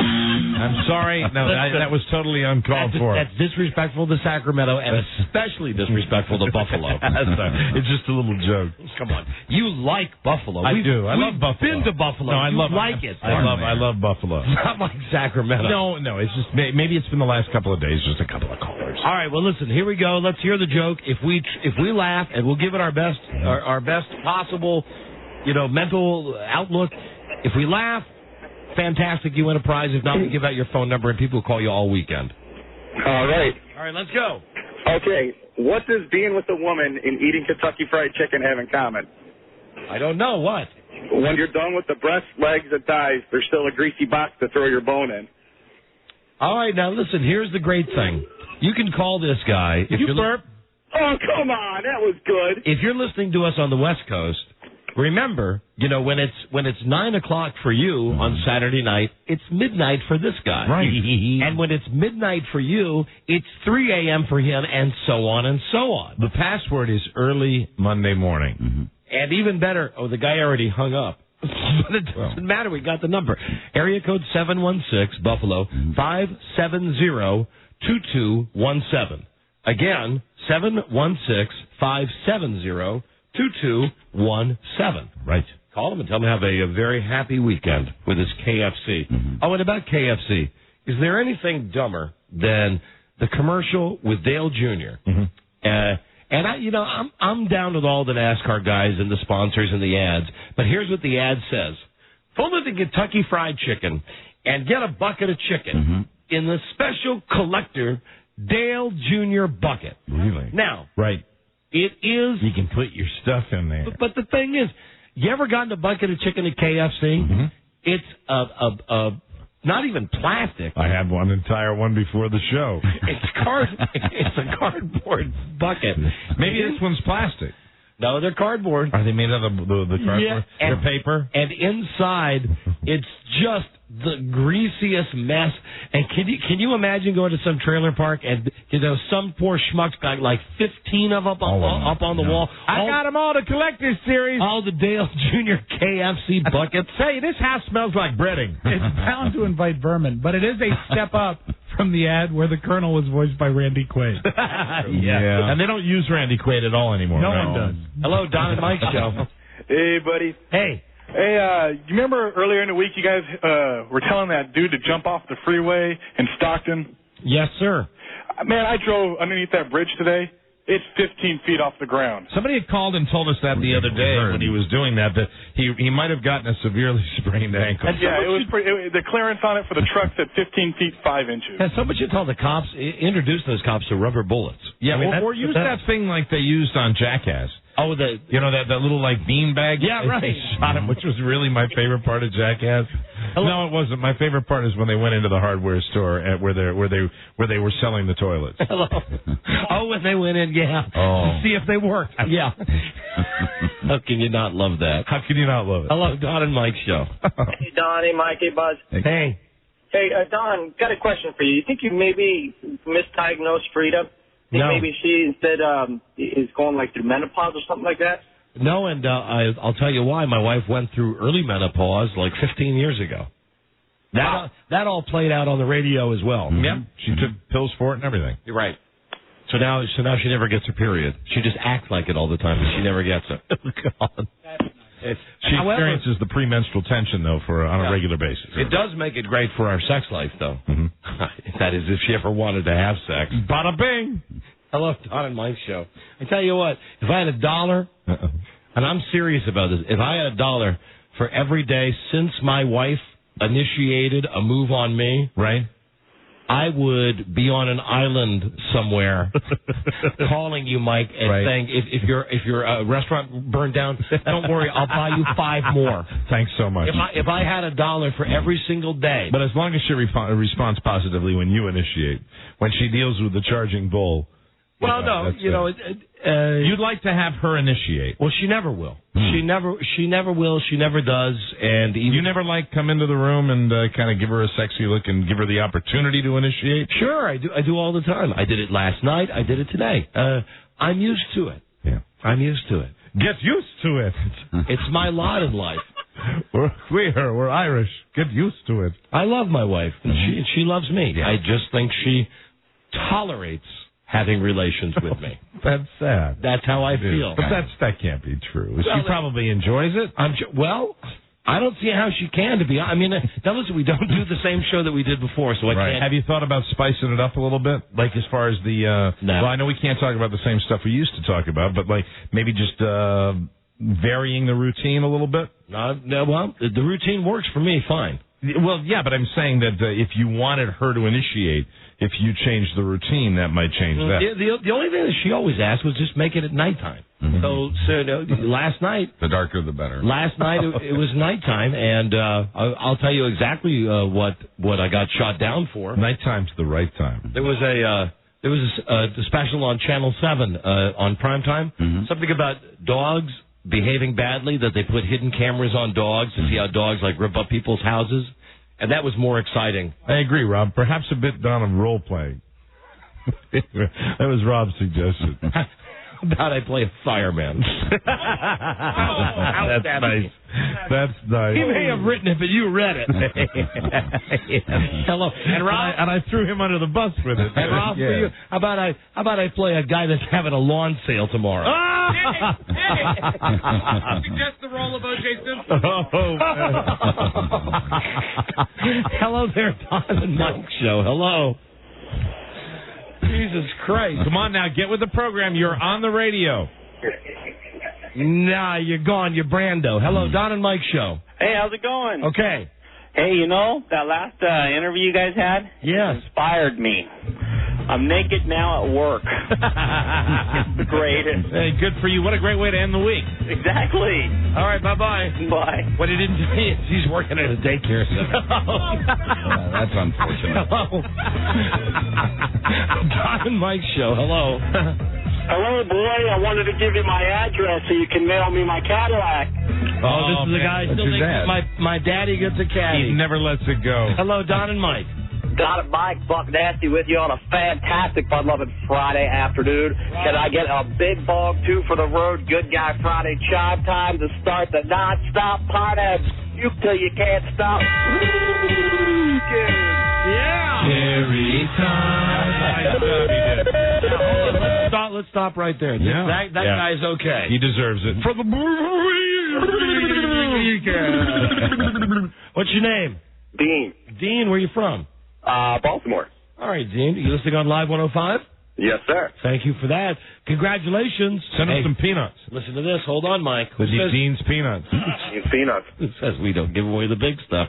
You have won Slurpees for a year. You lucky man. Right. It's 7-Eleven's 77th birthday this Sunday, July 11th. I hear that. And they're celebrating with free Slurpees on 7-Eleven Day. Oh, thank heaven for 7-Eleven. Enjoy your year's worth of free Slurp. Is there anything better when you're really hot and thirsty? No. Plus, you got the WWE Vengeance Prize Pack pay-per-view this Sunday in your home on in-demand pay-per-view with Comcast or Cox Cable. That's WWE Vengeance. Check your local pay-per-view Sunday night, July 11th. Get me a great one and a message to all the employees out there that might be maintaining those machines. Keep the machines in working order. Thank you for listening. Awesome. You guys rule the pools and reach the beaches, man. It is again. All right, hold on a second. We'll be back with the latest losers from the American race. This Amazing Race. is the Don and Mike Show. The American Amazing Race. This is the Don and Mike Show. Right here on the Jerry Todd Show here this morning. And we'll play the incredible contest in just a sec. But right now, a little business to take care of. I always watch the Jerry Todd Show. Jerry Todd weather.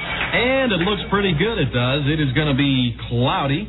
Don't think it'll rain, though. Let's check the low right now. Overnight low of 45 degrees. That's a little on the chilly side. Checking the high, going to get up to 63 degrees. That's a little warmer. The Jerry Todd Show. Okay, here we go. Time to make our next incredible contest cash call. And here's hoping that we have a winner this hour. We're calling at random someone in the local area here on the Jerry Todd Show. And we'll see who we've got on the video phone. Hello. You're on the Jerry Todd Show. Hello. Who is this? This is Jerry Todd. Can you tell us how much money is in the incredible contest jackpot this hour? What? How much money in the incredible contest jackpot this hour? You can win it all if you know the correct figure. $2,029. I'm sorry, you are wrong. Please. And we will make another call. Next hour, we'll add $10 to the jackpot. Meantime, right now on the Jerry Todd Show, a little more. Mike Show. Wasn't quite sure how that would end. Thank you, Jerry. Once wireless air, the hassle. That's the wrong button, too. Reluctantly, here's Don and Mike. You know who would enjoy this? That's video from Tom. God! Stop everything. I just made a mess of that. Well, Made a terrible mess. well, everything's new. Okay, let me try this. Again, I can't yell at the engineers about this. No. Is this operator error? Yes. Stupid me! Stupid me! Stupid me! Stupid, dumbass, jerk face, me! See, I can dish it out just like I can anybody. You can take it. Yeah, but I can dish it out to myself as well. That's right. Jerk face! Me? That's good. It's well balanced. Yeah. It's like the news network, fair and balanced. Restaurant fire, not funny. Yeah. Hank's Look Around Cafe. Sorry. I'm having me a day. I know you are. I know. Let me try to get us out of the spots, and then we'll have the people from the Amazing Race. The Don and Mike Show. And then we get this. The comedy stars of the Allen Line One Radio Funhouse, Don Geronimo and Mike O'Mara. There you go. This will be appreciated by Jerry Todd. There you go. Very nice. You got it all together, Don. Trying to put that together. Way to go, Don. Here now. Thank you, Mike. You're welcome. Here's Dennis and Erica. Hey, what's happening? First losers from the Amazing Race. Hey, kids. How you guys doing?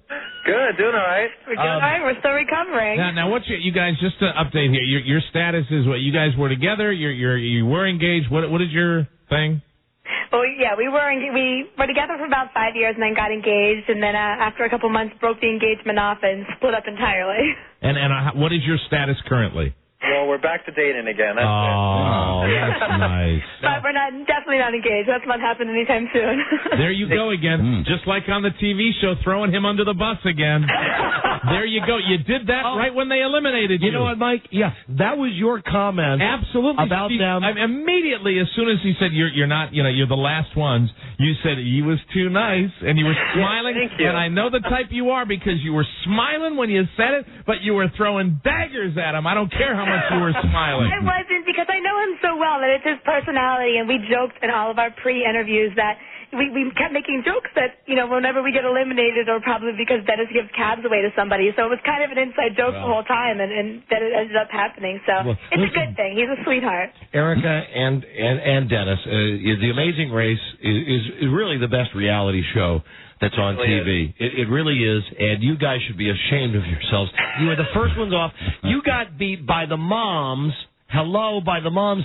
And you got beat by the midget. And we had no opportunity to catch up, though. Hey, those moms are tough, and Charlotte is one strong woman. So. And the moms, when they were on that bungee jump, I think it was a weight issue that everybody else, you guys included, kind of eased. Well, did you guys do the bungee jump, or did you do the roulette? Yeah, we did the zip line. Come on, we're not going to do the roulette. The zip line, and you guys kind of eased down into the pool, but the mommies, man, I thought they were going to die going down to that pool. The Amazing Race, there's how many? Are there 13 teams? 11 teams? There was 11 teams. Yep. And this time they started in California, and they go around the world, and the producers do things to screw them up. Like on the very first night, they had to run to the car and then run to the airport. And I was really hoping this couple would win. I didn't want to see the couple where the lady kept saying "Andre." Here's the thing: when you get to the airport, the producers of the show said, the flight that leaves earliest was it United? Yeah, United left early. The American flight was the first one to leave. Either way, whatever airline it was that left first, the producers screwed you over because that plane had a layover, meaning if you arrived at the airport late and didn't look at the itinerary, and you said, I got the flight that leaves later, I'm screwed, then you realize, wait a minute, we're going to arrive at the location before the people who busted their ass to get to the airport to catch the flight that leaves first. That's right. The four fastest teams that got there first ended up getting to Uruguay latest. Is there any relief when you get eliminated? When you realize you don't have to do all that crap again? No. No, there was no redeeming quality to being eliminated first, right? Not at all. What was the process to go through to get on The Amazing Race? It was pretty intense. It was a big interview process.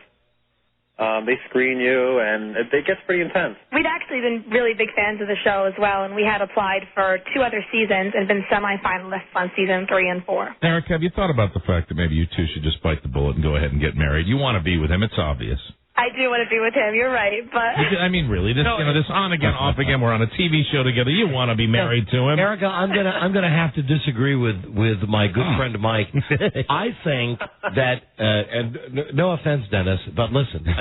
Come on, you can't collar in this woman. You can't close the deal. It seems to me that Erica, you should go the route of, I don't remember the girl's name, but she was on The Amazing Race before, and now she's on Big Brother by herself. Right. You should do that. You should dump this guy and get yourself on the next Big Brother. Hey. know about all that. If he would agree to marry me with only like 20 people on the beach in the middle of nowhere, I would do it, but he's 100% Greek, and they all want to have this big, fat Greek wedding. So. Oh, you want to do the big Greek wedding? Dennis, is that the only obstacle? What's wrong with that? Well, there's nothing wrong with that, but I mean, if it's the only obstacle and you love the woman, I mean, just do it her way. That's right. I got too much family. They all want to come. Wait a minute, hold on. Dennis, you mean you would marry this girl, you love her enough to marry her, except if she just doesn't want to do it like the movie. If she doesn't want to do it like My Big Fat Greek Wedding, you won't marry her? We might have to reconsider. Why don't you just fly her out to Vegas or something like that? Oh, yeah, she would love that. High maintenance. High maintenance one over here. I think she should go for Erica, you don't like Vegas? So meanwhile, I'm the one who wants the small little 20-person wedding, and he's the one that wants the 500 people. Who's high maintenance here? Ah, that's a good point. Yeah, but these two maybe, I misspoke. They never should be together. Dennis, why is Erica so high maintenance? She's ridiculous. She has to have all the designer labels. She has to be spoon-fed her food. Do you think she might be a snob or spoiled? And I only bring that up because these are words I've used to describe my wife of 23 years now. She's a little spoiled because I do spoil her, but she's tough. Like, she definitely surprised me on the race, though. And Eric, when I met him, I was a little farm girl who grew up with nothing, and he spoiled me, so it's all his fault. Oh, yeah. Wow. And since we've tackled you, Erica, perhaps you could tell us what are the problems with Dennis? What are things that really frustrate you about Dennis? You know what? Honestly, I can't even come up with anything. Ain't that always the way it is? Yeah. Not a thing wrong with the man. See, poor Dennis, because she'll say that on the air, and then when they're together an hour from now, Dennis will just be you pummeled. can ask him. He's such a sweetheart. He's the nicest guy, and I'm so lucky to have him in my life. And that's why you've broken up with him how many times? Hey, who said I broke up with him? You know what, Erica? In that case, bite the bullet and have the big Greek wedding. Yeah. But you know what, though? Nice guys finish last, and that definitely proved true. Now, but the way I understood it in that episode, you were being nice just to prove to the other contestants that you could be nice because you've been a little pushy before, right? Yeah, I mean, usually I'm usually the nice guy around other people, and then right off the bat, I had this big blow-up at the airport counter. And I was that's right. Oh, you had a great fight at the airport counter. I was proud of him. He was screaming right back at everybody. Yeah. That's fantastic. It's a pretty intense show, and the one question that popped into my mind when I was watching it was, as far as the rap as being ugly Americans. I mean, it just seems like you guys whisk into these countries and just overwhelm people. It's like, Andre, get me there. Do you ever run into any problems with the locals? All the people we came across were so nice. Everybody was just wonderful. They were terrified. Mike, I think you'll get the answer that you're looking for when we speak to someone who's been on the show for more than one episode. Yeah, that's true, because we had really good luck with everybody that we came across. Yeah, even though it was, albeit brief. Exactly. Their big excitement was running to the yellow cars, right? Then running to the Mercedes, then running to the airport, then losing. How did the beef smell? It was pretty bad. Dennis carried it the whole time, so he should tell you more about that. Erica, we noticed that. Yeah. When we got there, though, I guess the first group of teams had like 50 pounds of meat to carry. But by the time we got there, all those lighter loads were gone, and we were winding up carrying all the heavy loads. So. See what's great? He had about 85 pounds that he sprinted with the entire way. I don't even bother trying to explain this to people who didn't watch it, because it's a great commercial for the show. If you just hear these two bickering and arguing, and you know that if you arrived at the airport first, that you lost, and then you had to carry 85 pounds of meat. There's so much neat stuff to ask, though, when you watch it. When you're doing that not rappelling, but you're going between the buildings, and you're pulling that little cord, did it get really difficult towards the end? It looked like it was really a little tougher when you got right to the end of the line. Yeah, your shoulders started aching a little bit towards the end of that line. And, guys, I'd like to know, seriously, what kind of waiver does CBS, Viacom make you sign? No, I'm serious, because who's to say that any of those things that you were doing... Yeah, that could snap. Right. Yeah. What kind of waiver do you have to sign? It is a long-ass waiver, but they also have people testing everything out in advance, so we know we're pretty safe. So, but I really thought maybe when the mommies were hitting that bungee cord that we were going to see snap, and then they were going to be about 15 feet shy of the pool, but they get down there in a hurry. There's supposed to be a lot of boing in that bungee cord, but that was more like just... Amazing. It really was. It looked like one of the scariest things I've ever seen on The Amazing. Still, you got beaten by them. But they're strong women. They're very impressive. Very impressive. Were you crushed when you got the news that you were last? And we were disappointed for sure. I mean, we already knew at that point that we were in last place, so we had the car ride to kind of take it in and think about it a little bit. Okay, so you could put on the brave face when you got to the gun. How many months? How many months or weeks ago did you guys tape your one episode of The Amazing Race? We were eliminated, I think 6 months ago, so we've had a lot of time to get over it. Wow. You know what I thought would always be fun?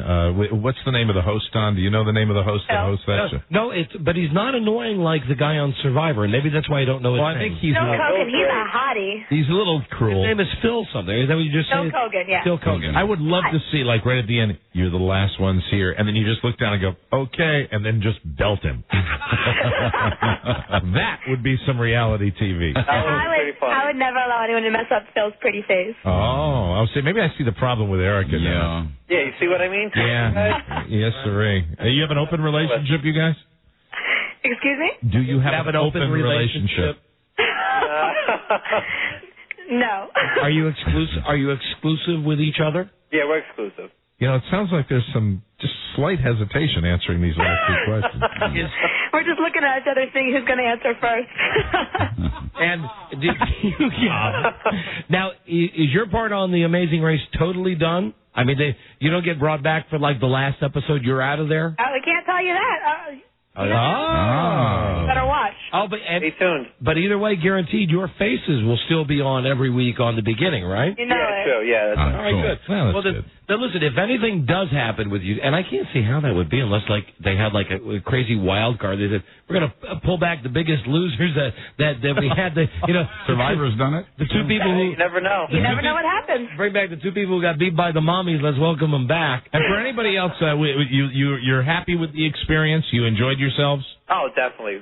It was Very great. happy. We met a lot of great people. Made a lot of good friends on the show. Hey, what about those guys with the pizza place? They seem like real jerks. They are awesome. They're not jerks at all. Really? All right, well, then you've given us a positive. Give us somebody in that group that you really weren't thrilled with. Got to be somebody. Got to be somebody that annoyed you. There's always somebody you don't get along with. But How about one of the? everybody's really nice. No, not everybody really isn't really nice. All right, button it for a second, Eric. I'm going to ask Dennis here. Hey, Dennis, how about the two old guys? You know, the two white-haired guys. Were they a little much? No, actually, not at all. No, I got it. Well with them. What about that old cragged out military guy that got his knee all messed up? Jim is hardcore, let me tell you. Watch out for Jim. He's definitely hardcore. I think that's as close that as must we're be going to the get to a answer. negative. Either that or the dwarf. Do they do a pretty fair job in representing the people how they really are when you see it on TV, or do they just mess with you or the people watching the way they present the people that are on the show? I think they did a great job. Everybody really came across with who they really were. Why am I picturing a big disclaimer in front of them that they've signed so they must say all positive things about the people on the show? You guys told me to button it up when you ask about people. I'm the one that tells the truth. Well, listen, Dennis and Erica, if by some chance you get back on the show, we'd love to have you back on. And if they invite you on, like at the end of the season for whatever the crazy twist is, come on back on. And also, if you finally decide to get married, and whether it be 20 people on a beach like Erica wants, or the big wedding. Right? Yeah, let us know, okay? And Thank you, Dennis. As a personal aside, if you need someone to talk to after you dump her, give us a call. Give us a call. All right, thank you, kids. Good talking to you guys. Thanks, guys. Here's the first losers on the The Amazing Race, Dennis and Erica. Bye. There they go. They're charming. Bye-bye. Wow. They're gone. A lucky man. He is. Boy, oh boy. I just would have pushed her off that cliff when it was time for bungee jumping. The only time I noticed her was at the very end. Was like, you were just too nice. He was too nice. And then she's smiling the whole way, going, he's such a big, dumb idiot. It was right.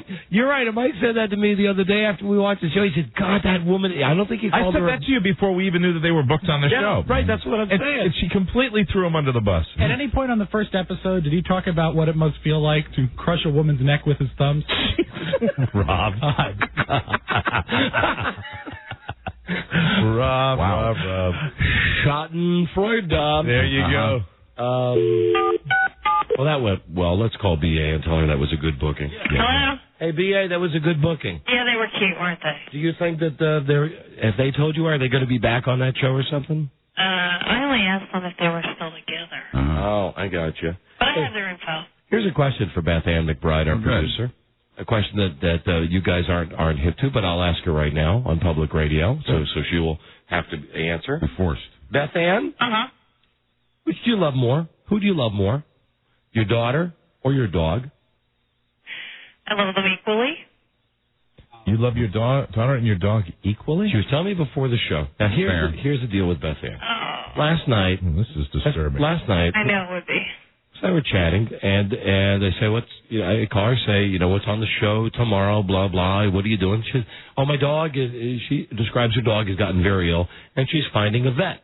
So I put her on the phone with Freda, and they talk about it, and they said, it's gone to a good place. And then we hang up the phone, and I come in today. I said to Beth Ann, how is everything at home? And she said, things are okay. The dog is, doing okay, but that her daughter, Jennifer, was upset.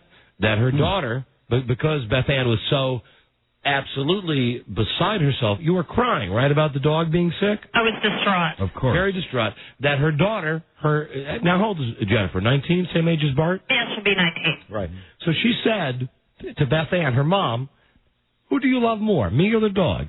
And Beth Ann, as the mom, said, I love you both equally. Beth Ann, that's horrible to say to your daughter. That's very funny. fair. That's what she said.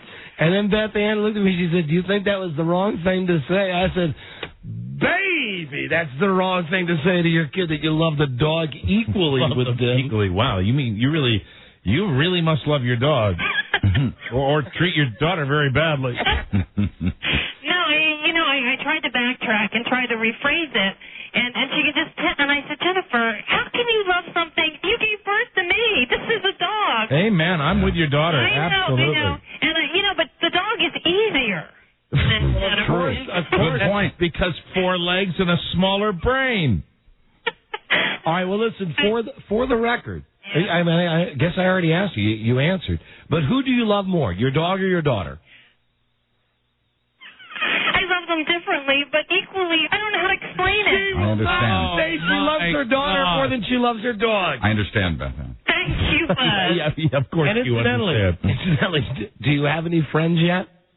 And I probably don't have a daughter right now. I do have a dog. No, I don't have any friends. Remember that was the rap when Beth Ann first got here. She had no friends. Well, you've been. You might want to do what Wendell's doing. A month and a half. What's that? Joining the volunteer fire department.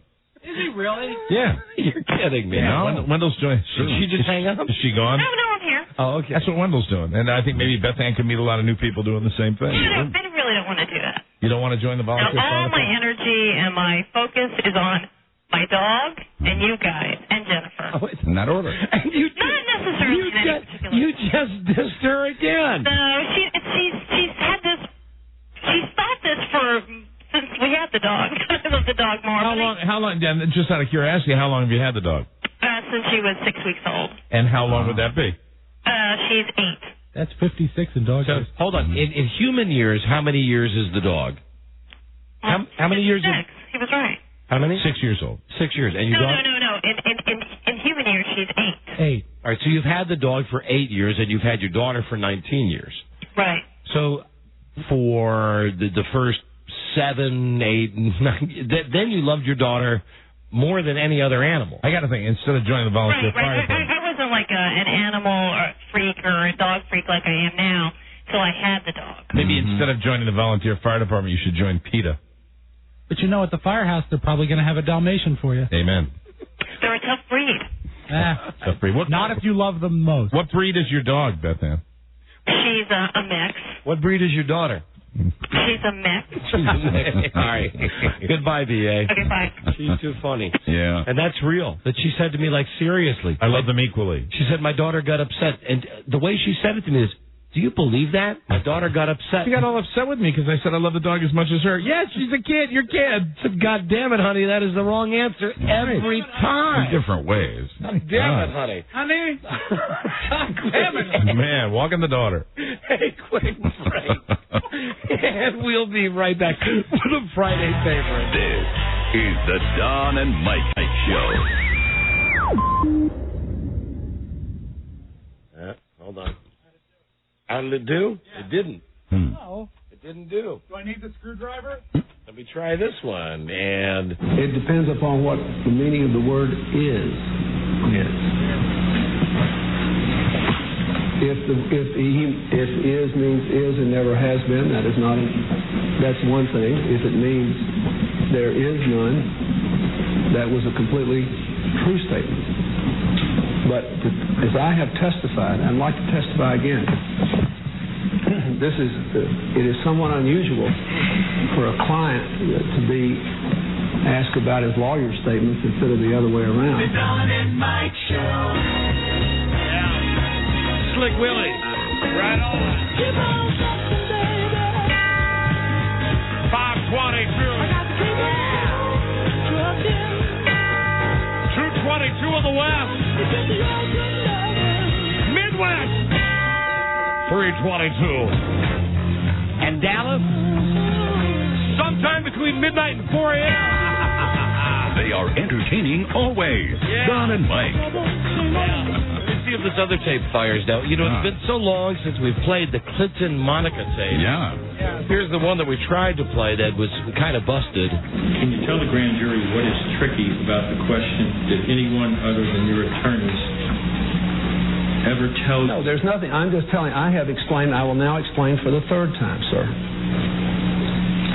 I was being asked a number of questions here. I was struggling to remember them.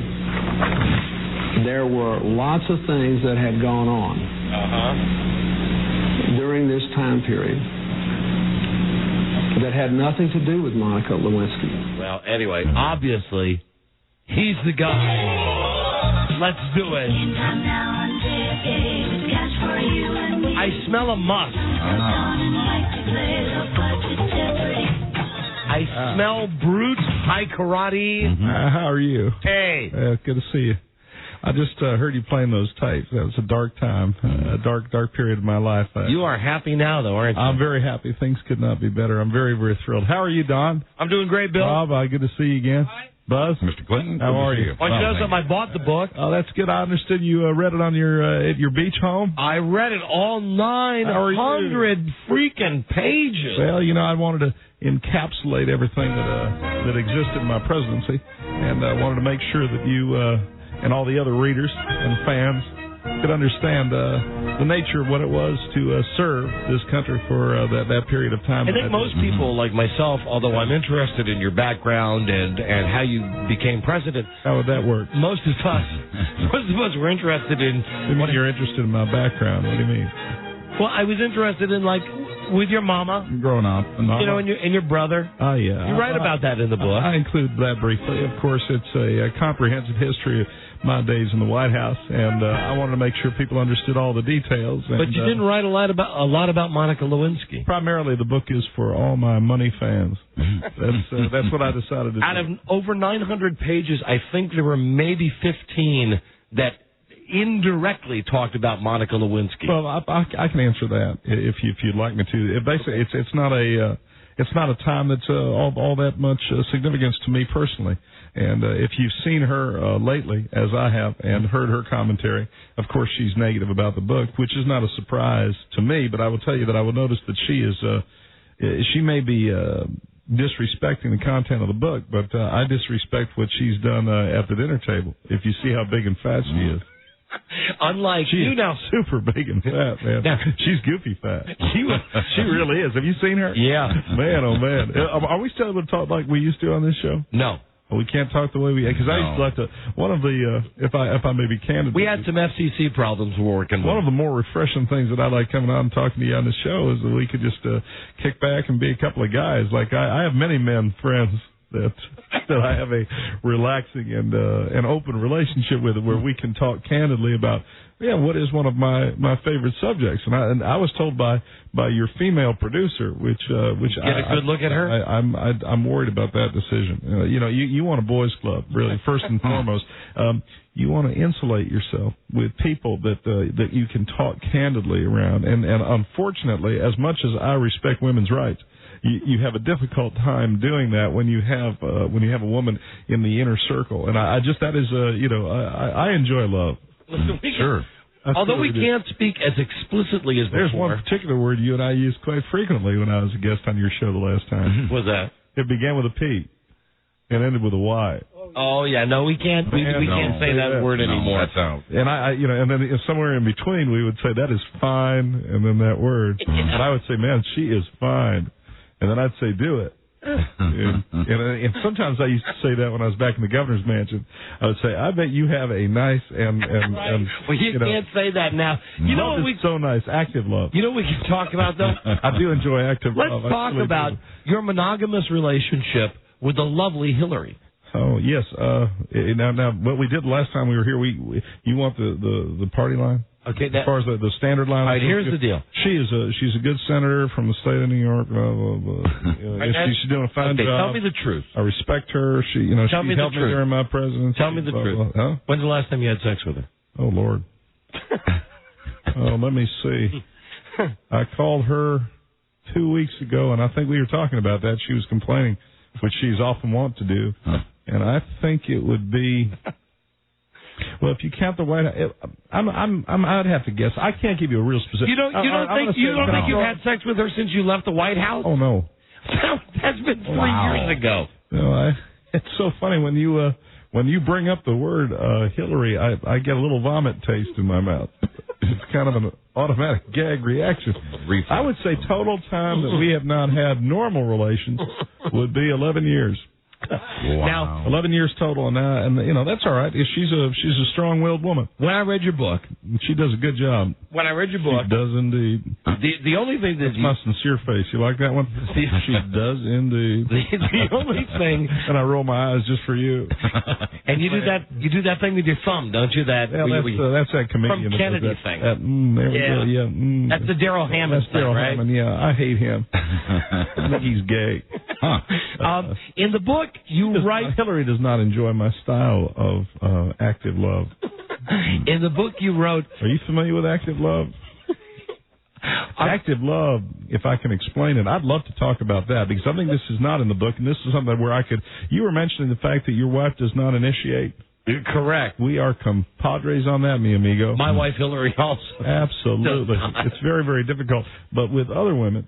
women that you might be interested in pursuing some sort of sexual relationship with, you can begin the process of lovemaking even sitting at a countertop. Hey, but dude, here's the thing though.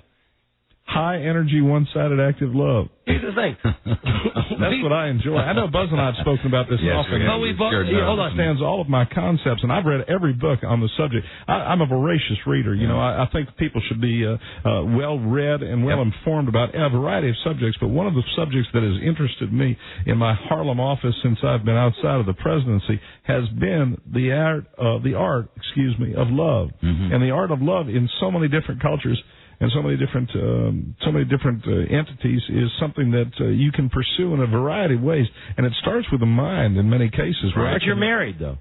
You're a married guy. Well, there are details that have to be addressed, but I will tell you right now that I certainly enjoy the process of active mind love with a variety of different subjects, and that's what I'm pursuing right now. Mind love? How that mentally, as a former president, I can sit there and look at a woman, and she can look at me, and I can communicate to the point of actual arousal my feelings for her. That's what I try to do. In your mind. Active love is swell and respected in the Far East.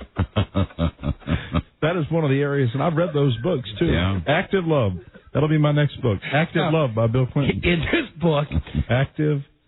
The only part, one-sided love. The only part you wrote about Monica was that you did it and you were sad, and then Hillary made was not good. Hillary made you sleep on the couch for about 3 months. Y'all know I was in the doghouse. There's no doubt about that. She put me in the doghouse.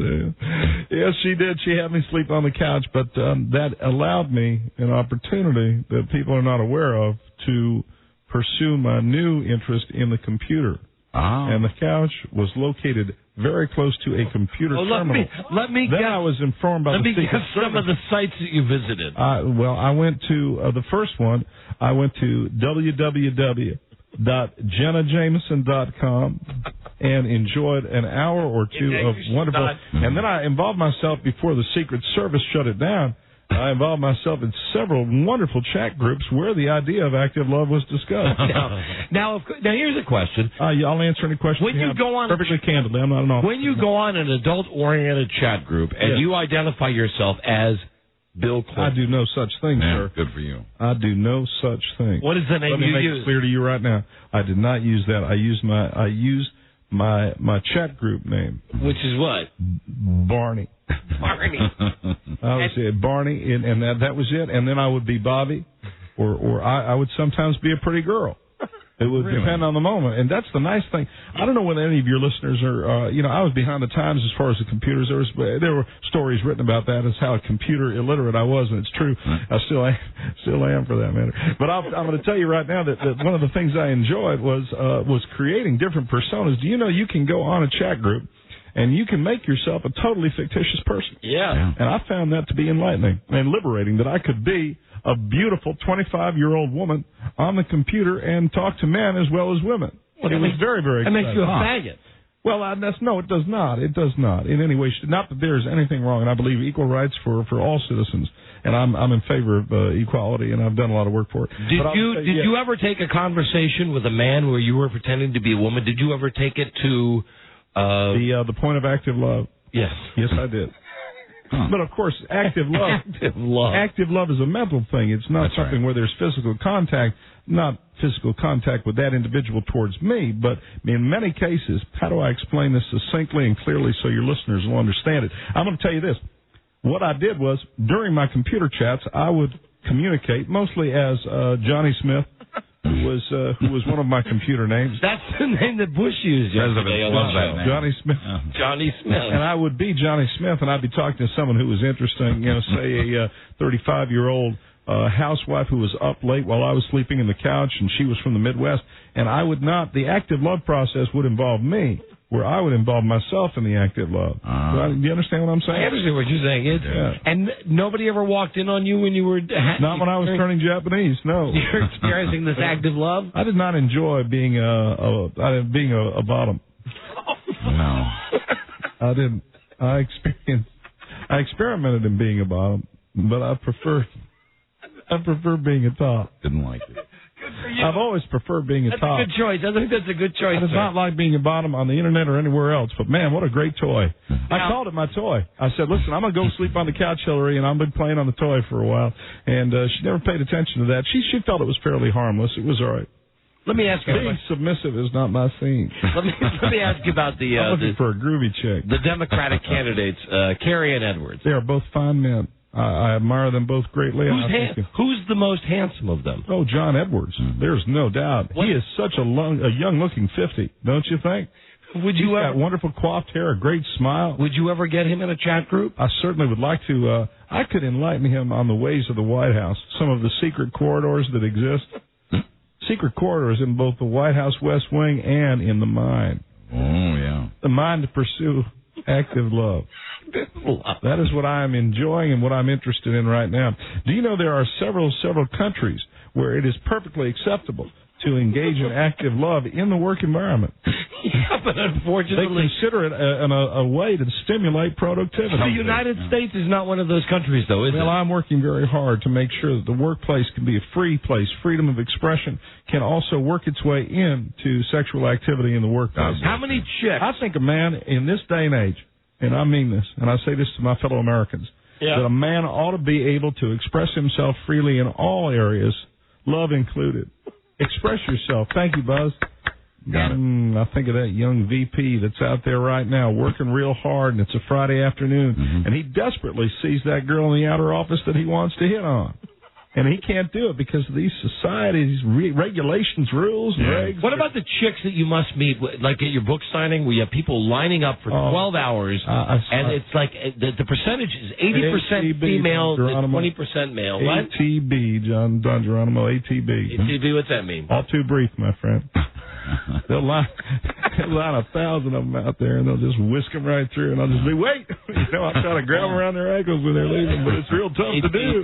It's so tough to do because they're just wanting to sign, and they'll try to meet my eyes, and I'll try to do the same thing, and I'll, occasionally, if I have a lingering moment, which is there's so many books to sign, so much writer's cramp to get, and so little time to spend with the certain individuals I want. Active love. I will say, AL, and I kind of look at them, active love, and see if they're interested in me. And it just, it really, the love will be there at Borders, but it will not be anything that you can really act on. And it gets back to the whole thing. I think if a man is in a bookstore signing something that he's worked very hard on, and you just said yes, I did hard on. I will just say this, that I think a man ought to be able to enjoy the fans of his work.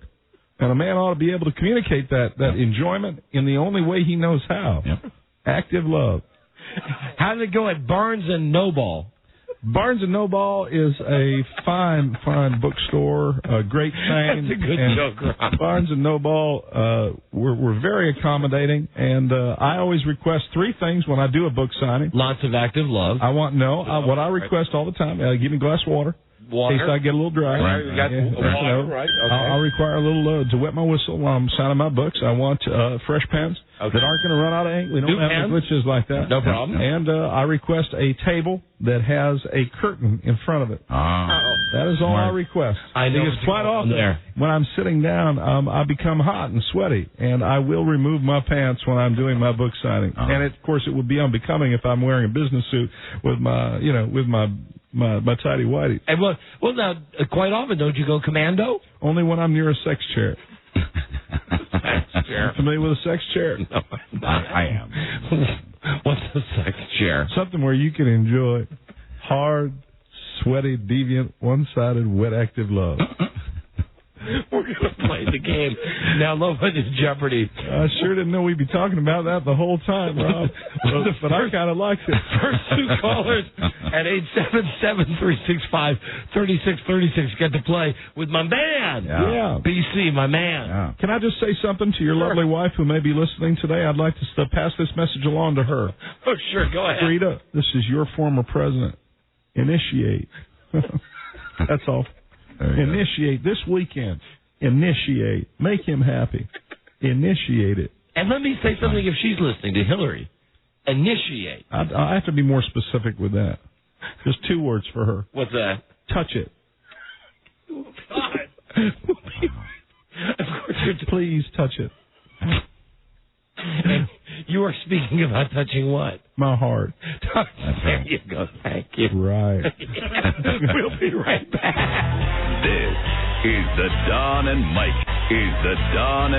Show. Which I knew I'd have to do, and which I should have done a long time before I did. That she would talk about it. Not because Monica Lewinsky's a bad person. She's basically a good girl. She's a good young woman with a good heart and a good mind. I think she is burdened by some unfortunate conditions of her upbringing.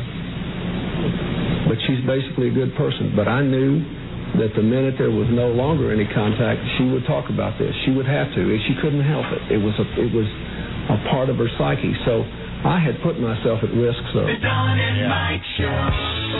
She's a good girl, though. Not yet available on DVD. It's the Don and Mike Show. That's part of her psyche. It's the bitch psyche. I'm sorry, I have to say the truth. Yeah. And how about how she's looking today, Monica Lewinsky? I believe I'd like to refer to that as poetic justice. I think it really is. I've looked at her and I just want exposed shoulders are not the way to go, Monica. Hey, President Clinton. Yeah, yes, Don. Before we play Jeopardy, here's a Who Would You Do? Oh, I love this game. I used to listen when you were. You don't do that as much as you used to. No, but we can still do it. Oh, this is a good game. And remember, you have to pick one. I sure will. You have to pick one, no matter how hideous they are. I'm enjoying myself now. Now you're in my wheelhouse. I remember Who Would You Do? Who would you do? Who would you do? Monica Lewinsky. All right. Or Hillary Clinton. Now here I was all ramped up for some fun, and you just decided to play a cruel joke. That's the fun of Who Would You Do? Yeah. Well, I have been to both resorts, if you know what I mean. And I will say I'll have to go with the latter. Yeah, I have to say that now, because there's no chance that I need to impress Fat Girl anymore. So that's fine. So I might as well go with the general. Hillary, as I like to call Hillary. That's a romantic name you have for her. Yes, sirree. She's the general. She's my little Edie Amin. I tell you right now, man. And I'd like to compliment you on your program today. I enjoy nudism also, which many people do not know. I work better and I am more relaxed in the nude. It's a great time we have here. Are you ready to get started? Yeah. I remember they're not nudist colonies, they are nudist resorts. Yeah, resort. It's like a great resort. I tell you, I wish I could golf in the nude. That would make me happy. All right. Vernon Jordan got me into it. All right, here we go. Let's play the beginning of Low Budget Jeopardy. This is Low Budget Jeopardy. Now entering the studio are two challengers and two fine young men. First of all, our first contestant from your brand new market of Tampa, Florida, is Bob Colton. There he is. Hey, Bobby. Hey, LQ. How you doing, Mr. President? I'm just fine. Welcome aboard. And let's say hi to a gentleman from Ogden, Utah, a quality assurance representative. That's a valuable task. And let's say hi to David Fournier. Hey, Dave. Good afternoon, Mr. President. So, Dave, you are listening on the Salt Lake station, right? Yes, I am. Call 700. I'd still like to manage your campaign. David Fournier. I would have the slogan right there. If you're hornier, vote for Fournier. And now entering the studio is the host of Low Budget Jeopardy. Bob and David, do not screw with LQ. And say hi to Alex Trebek-Geronimo. Well, howdy, guys. Hi there. Hello, LQ. Hi, Dave. Hi, Bob, and here are your categories, fellas. They are Spider-Man. Ah, that's a fine show. Celebrity SAT scores. I like that. I had very high SAT scores. I was a very, very good student. I was, Don. What you laughing at? You said that like you would spell it STUDINT. Student. That's everybody from Arkansas. Also, we have NASCAR sponsors. I hear that. Michael Moore Mania. I'd just like to salute him. He makes a lot of sense. And new on DVD. New on DVD. We're going to have some fun now. So, again, that's ain't we? Spider-Man, Celebrity SATs, NASCAR sponsors, Michael Moore, new on DVD. Dave, we'll start with you. Is there a chance I could get a fresh drink from one of your sassy interns? We don't have sassy. Oh, as a matter of fact, hold on a second.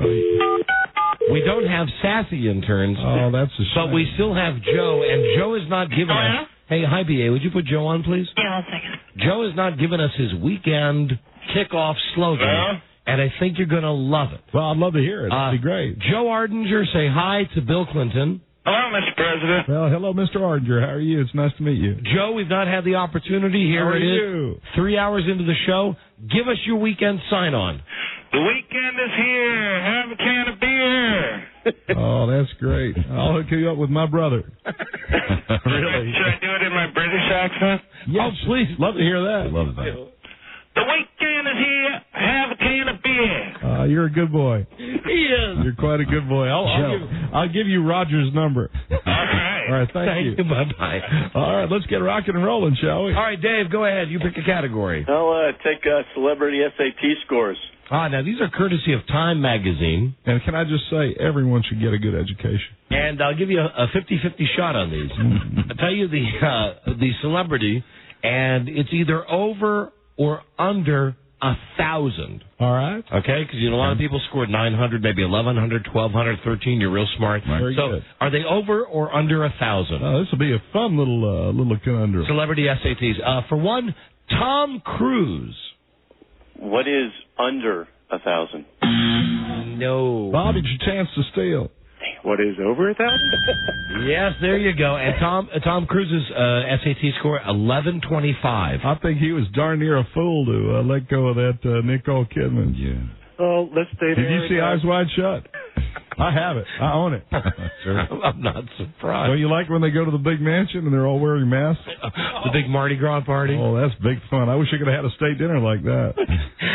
For two, over or under 1,000 on the SATs, Christina Applegate. I'll say over. Not in the form of a question. And David, it's your chance to steal. What is over? Damn. Come on. She's stupid. She doesn't seem stupid. She seems brilliant. 960. She is so hot. 960 on the SATs. When I was in the White House, I used to watch Married with Children every weekend just for her. I didn't like Peg, but I sure liked the little girl. She was nice. Blonde, tight. Hot as fresh tar. Bob, you're in control. Celebrity SATs for three, okay? Here we go. For three, Adam Sandler. What is over? Fellas. David, your chance to steal. I'm going to say what is under. Yes, Adam Sandler, dumbest of this group, 765 on his SATs. Oh, Adam Sandler. Didn't he go out with Drew Barrymore for a while? Yeah, he did. Oh, man, she is hot as an engineer's inseam. All right, David, you're in control. Dave, pick another category. I'll take Michael Moore. Michael Moore, Mania. Michael Moore's current age. What is... Sorry, Bob, your chance to steal. You got to move. What is 37? Please, Michael Moore is 50. 50. David, you're still in control. I'll take Michael Moore for 2. Michael Moore's waist size. What is 47? Bob, your chance to steal. What is 48? 52. 52. Wow, man. David, you're still in control. Michael Moore for 3. Michael Moore celebrity SAT. Over or under 1,000? What is under? Oh. Bob, your chance to steal. What is over? $3 for you, Bob. And can we all agree Fahrenheit, best movie since Smokey and the Bandit? $1,200 for Michael Moore on his SATs. Select again, Bob. Spider-Man for 1. Spider-Man, here we go. His real identity. Who is Peter Parker? Right. $1 for you, Bob. Starting to mount a little lead here. Spider-Man for 2. The comic book company that publishes the comic book. What is Marvel Comics? Right. $2 for you, Bob. You're rolling on this one. Spider-Man for 3. Name of the newspaper that Peter Parker sells pictures of Spider-Man to. What is the Daily Bugle? Right. $3. You run the category and open up a sizable lead, my friend from Tampa. Select again. NASCAR sponsors for 1. NASCAR sponsors. They are the major sponsor of Tony Stewart's car. Who is Viagra? David, your chance to steal. Who is Budweiser? Negative, fellas. Big orange Home Depot car. Home Depot, where you get all your home products. Have you ever been to a NASCAR race? Sure, I was at the Daytona 500. Is that a honey hunt or what? That's like a stink pit, isn't it? Oh, man, fantastic. You come there. We should go together. Go out there and go to a NASCAR race. What a honey hunt. All right, Bob. NASCAR for 2. Very good. The major sponsor of Jimmy Johnson's car, the 48 car. Who is Viagra? David, your chance to steal. Who's Lowe's? Lowe's, yeah. All right. There you go, right. The blue Lowe's car. $2 for that, David. You select again, please. NASCAR for 3, Mr. President. Major sponsor of Mark Martin's car. Arg. Who's Budweiser? Bob, your chance to steal. Now is the time for Viagra. Who is Viagra? But you had to go with your dialogue. Now is the time for Viagra. What? Not in the form of a question. Yeah, we've been out of the market for a while, Bob. You have forgotten the rules. And, David, you're in control. Let's see. I will take... New on DVD. It's the only one left. Pardon me? New on DVD. New on DVD. Here we go. Stars Johnny Depp. Bob, your chance to steal. Nope. Secret Window. Secret Window. Yeah, not a good movie. I like Pirates of the Caribbean a whole lot, though. Yeah. All right, David, you're in control. You like Johnny Depp in makeup, don't you? I do. I like him in makeup. I like that one where he cut all the shrubs. Eddie Scissorhands? Oh, that's funny, man. His hands were actual scissors. God, that made me laugh. Oh, man. I have lots of DVDs. Quite a collection. And who's your favorite director? Buzz, what's that guy's name? Andrew Blake. That's the one. You don't need to ask him. You got the tape. They're fantastic. Everything from the Vivid collection. Yeah. All right, David, you're in control. New on DVD for 2. Stars Adam Sandler. 51st Dates. Not in the form of a question. You are a taskmaster, Don. All right, Bob, your chance to steal. What is 51st Date? Right. All right, what was that, $2 or 3? 2. $2. Select again, Bob. DVD for 3. All right, final question on the big board. New on DVD, stars Ashton Kutcher. Okay, that silence means... David, your chance to steal. What is Butterfly Effect? Correctamundo. You know what my favorite DVD collection is? What? You have the Emmanuel trilogy? I love it. It's not real hardcore, but, man, great bodies. Hot, hot, hot. Active love. So, Bill, what's the score here as we get ready for final low-budget Jeopardy? My good friend from Tampa, Bob, finishes with $12. Let's see what David has from Ogden, Utah. He has a total of $8, and I still have all of my DVDs, and I'm sure happy about that. Okay, guys. Sylvia Crystal is Emmanuel. Play final low budget Jeopardy. And you got a 50-50 shot. It's true or false? That's what I say about every girl I meet. 50-50 shot. I got a 50-50 shot. Worst thing she can say is no. Okay, reality TV, true or false? Guys, here you go. And here's the answer. This is either true or false. The Game Show Network is getting into the genre with the debut of Celebrity Blackjack, featuring Snoop Doggy Dogg and Jason Alexander. Okay, true or false? The Game Show Network is getting into the genre with the debut of Celebrity Blackjack, starring Snoop Doggy Dogg and Jason Alexander. That's either a made-up or true. Guys, answer in the form of a question and a good luck. All contestants on Low Budget Jeopardy will receive Bill Clinton's Guide to Self-Massage. Oh, my. Well, I'm talking about something special here. Whether it's the campaign trail, life in the Oval Office, or a busy book signing, I've always found time for freeing self-massage. My guide will teach you all of the secrets to something I've practiced for a number of years, so you can enjoy a mind-blowing, stress-relieving humdinger of a self-massage. My guide, in wet or dry, one hand or two, will keep you smiling all day long. Now back to Final Low Budget Jeopardy with a good massager. You use that with the active love? I sure do. It's all part of it. All part of the same thing. All techniques into one. Who do we want to talk to first here? Let's go to a low man on the totem pole. That's David. All right, Dave, here we go. Dave, reality, true or false? The Game Show Network has a show called Celebrity Blackjack with Snoop and Jason Alexander. What is true? That is true. You double your score to $16, David. You sit tight. You might just be the big winner. All right, here you go, Bob. Bob from Tampa. Bob, you have the right answer. You're the big winner. What is true? Yep, that's right. He got it. Oops. Oh, and that means that Bob Colton from Tampa, Florida, you're our big low budget Jeopardy champion. Well, thank you, LQ, Mr. President. It was one of those shows that's not getting a lot of press. Exactly. And there's Celebrity Poker, there's Celebrity Texas Hold'em. I want to see Celebrity Massage. And now there's Celebrity Blackjack with Snoop. And anyway, it's true. And that means one of you guys wins and one of you guys loses. Bill, who won? All right, we'd like to congratulate Bob Colton of Tampa. He doubles the score to $24. We throw in a $25 bonus for a grand total of $49 for you, Bob. What do you think of that? That's fantastic. I think I'll go out and buy your book, Mr. President. That's a good move. Cost more than that. I appreciate that. And here's your big prizes. Are you ready, David? Yes, I am, Mr. President. Congratulations. You have won an exclusive Don and Mike logo sleeve of Pro V1. Pro V1 golf balls. I golf all the time, courtesy of Golf Them Live the Game. But wait. Or maybe it's Live the Game. Yeah. There's more. Yeah, it's not live. Here's my prize. I love these, man. I love these. I do. These are great. You're going to love them. They're good. Congratulations. You won free Slurpees for a year. It's 7-Eleven's 77th birthday this Sunday, July 11th, and they're celebrating with free Slurpees on 7-Eleven Day. Oh, thank heaven for 7-Eleven. Here's the best prize of all. Wait, there's more. You won a Bertucci's gift certificate. Bertucci's, where the passion for authentic Italian brick. It's Bertucci's. Oh, I'm terribly sorry. It's not Bertucci's. I used to call it, when I eat there, I call it Bertucci's. No, it's not that. I thought it was kind of a sexy name. All right, Bertucci's, if you want to go that way, where the passion for authentic Italian brick oven cooking burns every day. Bertucci's Brick Oven Ristorante.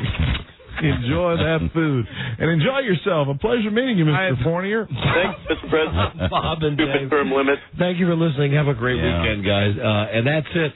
Now let's start the buzz music. And what can I say? Bill, it's been great having you back. Yeah. Well, I sure enjoy myself. I'm a very busy man nowadays, and I'm doing a lot of good work around this country. And vote Democratic, everyone. So tonight, what's it going to be? Camelot? I think so. Nexus Gold Club? I don't like to travel that far downtown. I think we'll probably do the Strip, the M Street location, just have a good time, and see if I can rustle up old Alien Face Carville, see if we go out and have a good time. Lord knows he likes to get out of that house with that reigning Queen Witch. Who would you rather do? Yeah. James Carville's way. What's her name? Like Mary Matlin. Mary Matlin. Yep. Mary Matlin or Hillary Clinton? I'd rather do James Carville. No, it has to be Mary Madeline or Hillary Clinton. Who would you do? Well, I've never been there, so just in the interest of newness and fun and freshness, I'd like to do Mary. There you go. Even though I do not approve of her politics, but I'm sure she'd be well versed in the art of active love. In a world where owning a radio was strictly forbidden, one man found a way to bring good news to his people. Buzz is me. He made it up. Buzz likes the active love too. Well, then he'd like my poem. Let's hear it. I hope you enjoy my active love. Now it's time to fill the glove. That is nice. Make up your own rules. What is your lead story on the news and comments tonight? Today, darn the luck, the Pentagon says the records of the president's military service were accidentally destroyed. Oh, man. Don't believe everything you hear. Stay tuned for news and comment coming up on the Don and Mike Show. Thank you, Buzz, with the news is next. And Bill? Yes, Don? As always. It's always been a pleasure. I'm going to make my leave. I'm going to take my leave, just like Sir Lancelot. Mm-hmm. All right, remember, active love, fill the glove. Have a good time, y'all. Bye-bye. Check out my butt. That was very professional. This is the Don and Mike Show. This is the Don and Mike Show.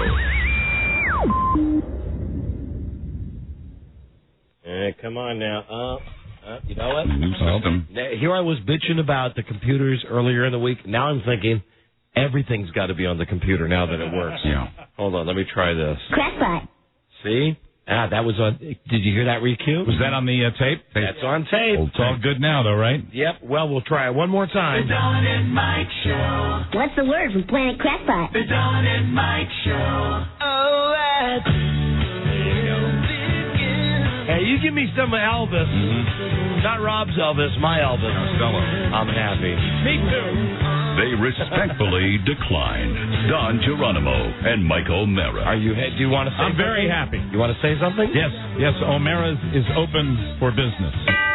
Wow. I'm very, very happy. I want to thank Bobby for getting everything done out there. Bobby's Look Around Cafe. Good guy. So, ahead of schedule, about 2 hours ahead of schedule. So the fire was put out. Everything's great. Everything's fine. Come on out, enjoy yourself. Mm-hmm. All the bugs are dead?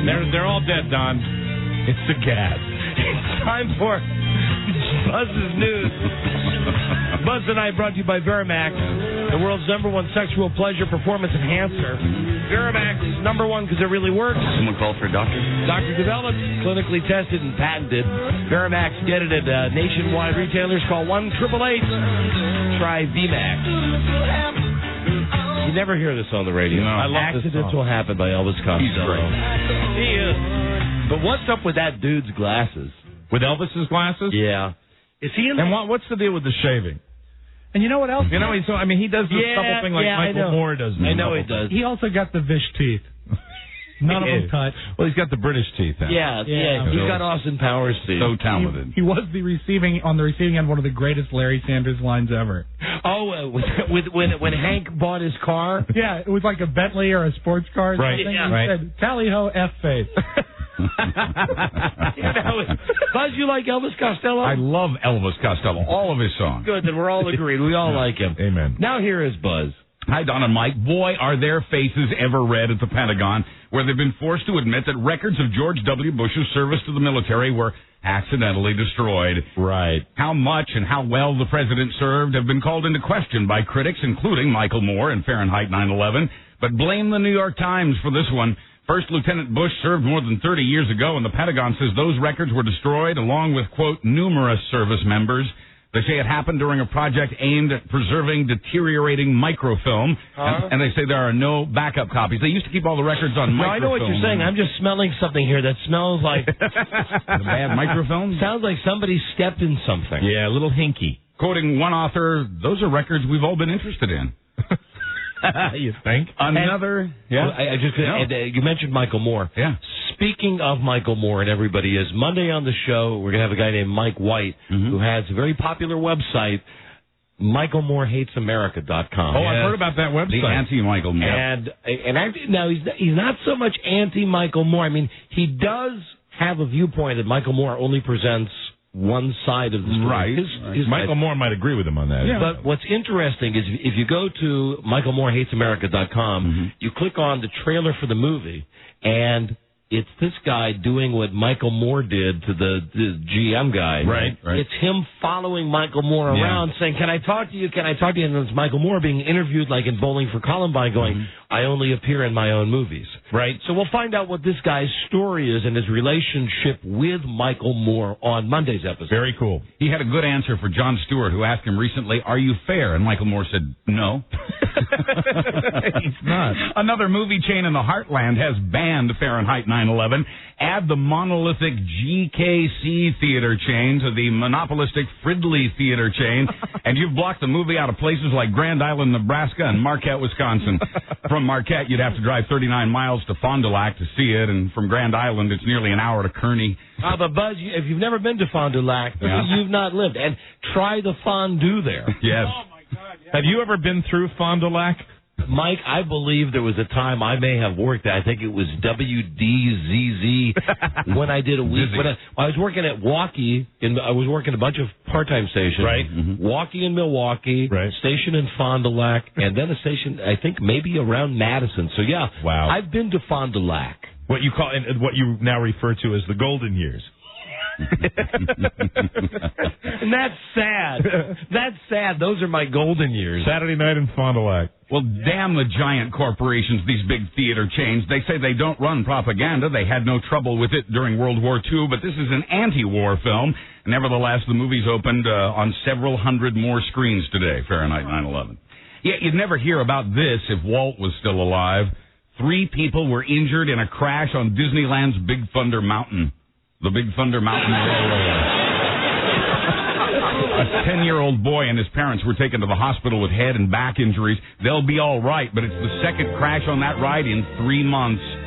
The runaway mining cars, as Disney likes to call them, had just reopened after a crash last year that killed 1 man and injured 10 others. Smith to Eisner, over. Yes, Smith, what is it? This is Mike Eisner. What can I do for you? We had a bad accident on, what was it, Buzz, the Matterhorn? No, it was the Thunder Mountain Railroad. Thunder Mountain Railroad, bad accident today, sir. Any deaths, Smith? Buzz, any deaths? No, not today. Oh, that's right, just one guy who's really badly hurt, and his kid is got broken something. Smith, do we have to give them free tickets? Sir, I would recommend giving them the slightly used Nemo toys. Excellent. I don't want to give up any more free tickets. It's getting to the slow time of the year, Smith. Sir, do you remember when we sent all of the Nemo toys to the cancer kids? Yes, and unfortunately they all died, so we got the toys back. Yes, but at least the ones that were killed, had the swallowing thing taken care of. And Smith? Yes, Mr. Eisner. How about a little act of love in the commissary? I was just speaking about that with Bill Clinton, sir. I'll see you momentarily, Smith. I love you, sir. Love you, Smith. I'll love you until Mel Comerson takes this company over, sir. I understand, Smith. I'm fighting that tooth and nail. Tooth and hoof. FARC officials say they shut down the ride, quote, in an abundance of caution. That's always wise right after the much-dreaded shortage of caution. That's Buzz Burbank doing a little stick there. Yeah, Buzz, that's why it's news and comment. That's right. Well, you'll never hear the end of this. What? An American court has ruled that a man's wife, even his ex-wife, has a right to complain and nag and go on and on. In Seattle, the Washington State Supreme Court has ruled that a woman has the right to complain about her ex-husband even if he finds it annoying, and he did. The woman was always... Wait, you're talking about an ex-wife yeah, or in this case, yes, but I think when you hear the court's ruling, you'll see the far-reaching implications of this. Okay. The woman was always complaining about her ex-husband to the cops and to other officials. He got a court order to make her stop. She challenged that court order. The state Supreme Court ruled in her favor. The judges unanimously agreed that to make her stop complaining violates her right to free speech. Now, I hate to take the girl's side in this, but we're talking about not just nagging, like the kind of nagging where she would have to end up calling the cops because the guy was harassing her. Right? Right. No, he never harassed her. It was always her, harassing him and reporting him to people and just making his life miserable in general. The court ruled that's part of her free speech rights. To make his life miserable. I think someone's presenting it a little one-sided. That's just the way I see it. You got any weekend plans, Buzz? You going to spend some QT with your wife? It's going to be like war. It'll be cold. No, I'm kidding. Of course you're kidding. The man Arnold Schwarzenegger... The man Arnold Schwarzenegger chose to run California's education system wants this to go away. Richard Riordan, who's always found public speaking awkward. Riordan! He was quoted as jokingly telling a little girl that her name is Egyptian for stupid, dirty girl. What a moron. Her name is Isis. It actually means goddess. But Education Secretary Richard Riordan, who's basically in charge of kids, said, stupid, dirty girl. Jokingly. You're a stupid, dirty girl. Hi, this is Arnold Schwarzenegger. I saw the funniest thing on the Los Angeles station. What? Which I'm still watching just to see Lisa Joyner do the weather. Oh, Lisa Joyner. We got to get Lisa Joyner on the show. Yeah. And East Coast Bob from EastCoastBob.com said he had some nude photos. I can't find them. He's looking for them. He still wants them if anybody has them. Hold on, before I make the point about Arnold again. Hi, this is Arnold Schwarzenegger. So I'm watching the Los Angeles news. I live in Washington. Watching Los Angeles just to see this cute weather girl. Perfect. And while I'm waiting for her to come on and do her show, they say, and Governor Schwarzenegger is out of the country. He is in Austria. That's funny right there. Yeah, and the reason he's there is he's been selected by the United States to be our country's representative at the funeral, maybe of the president or the king of Austria, however somebody over in Austria, a playa died. Yeah. So Bush calls up and says, "Hey, Arnold, why don't you get over there and represent Austria? That's where you're from, right?" That's right. Go down there. Hi, this is Arnold Schwarzenegger. Yeah, say hi to Crocodile Dundee when you're down there for me. Well, this stupid, dirty girl story, for some reason the media was all over this.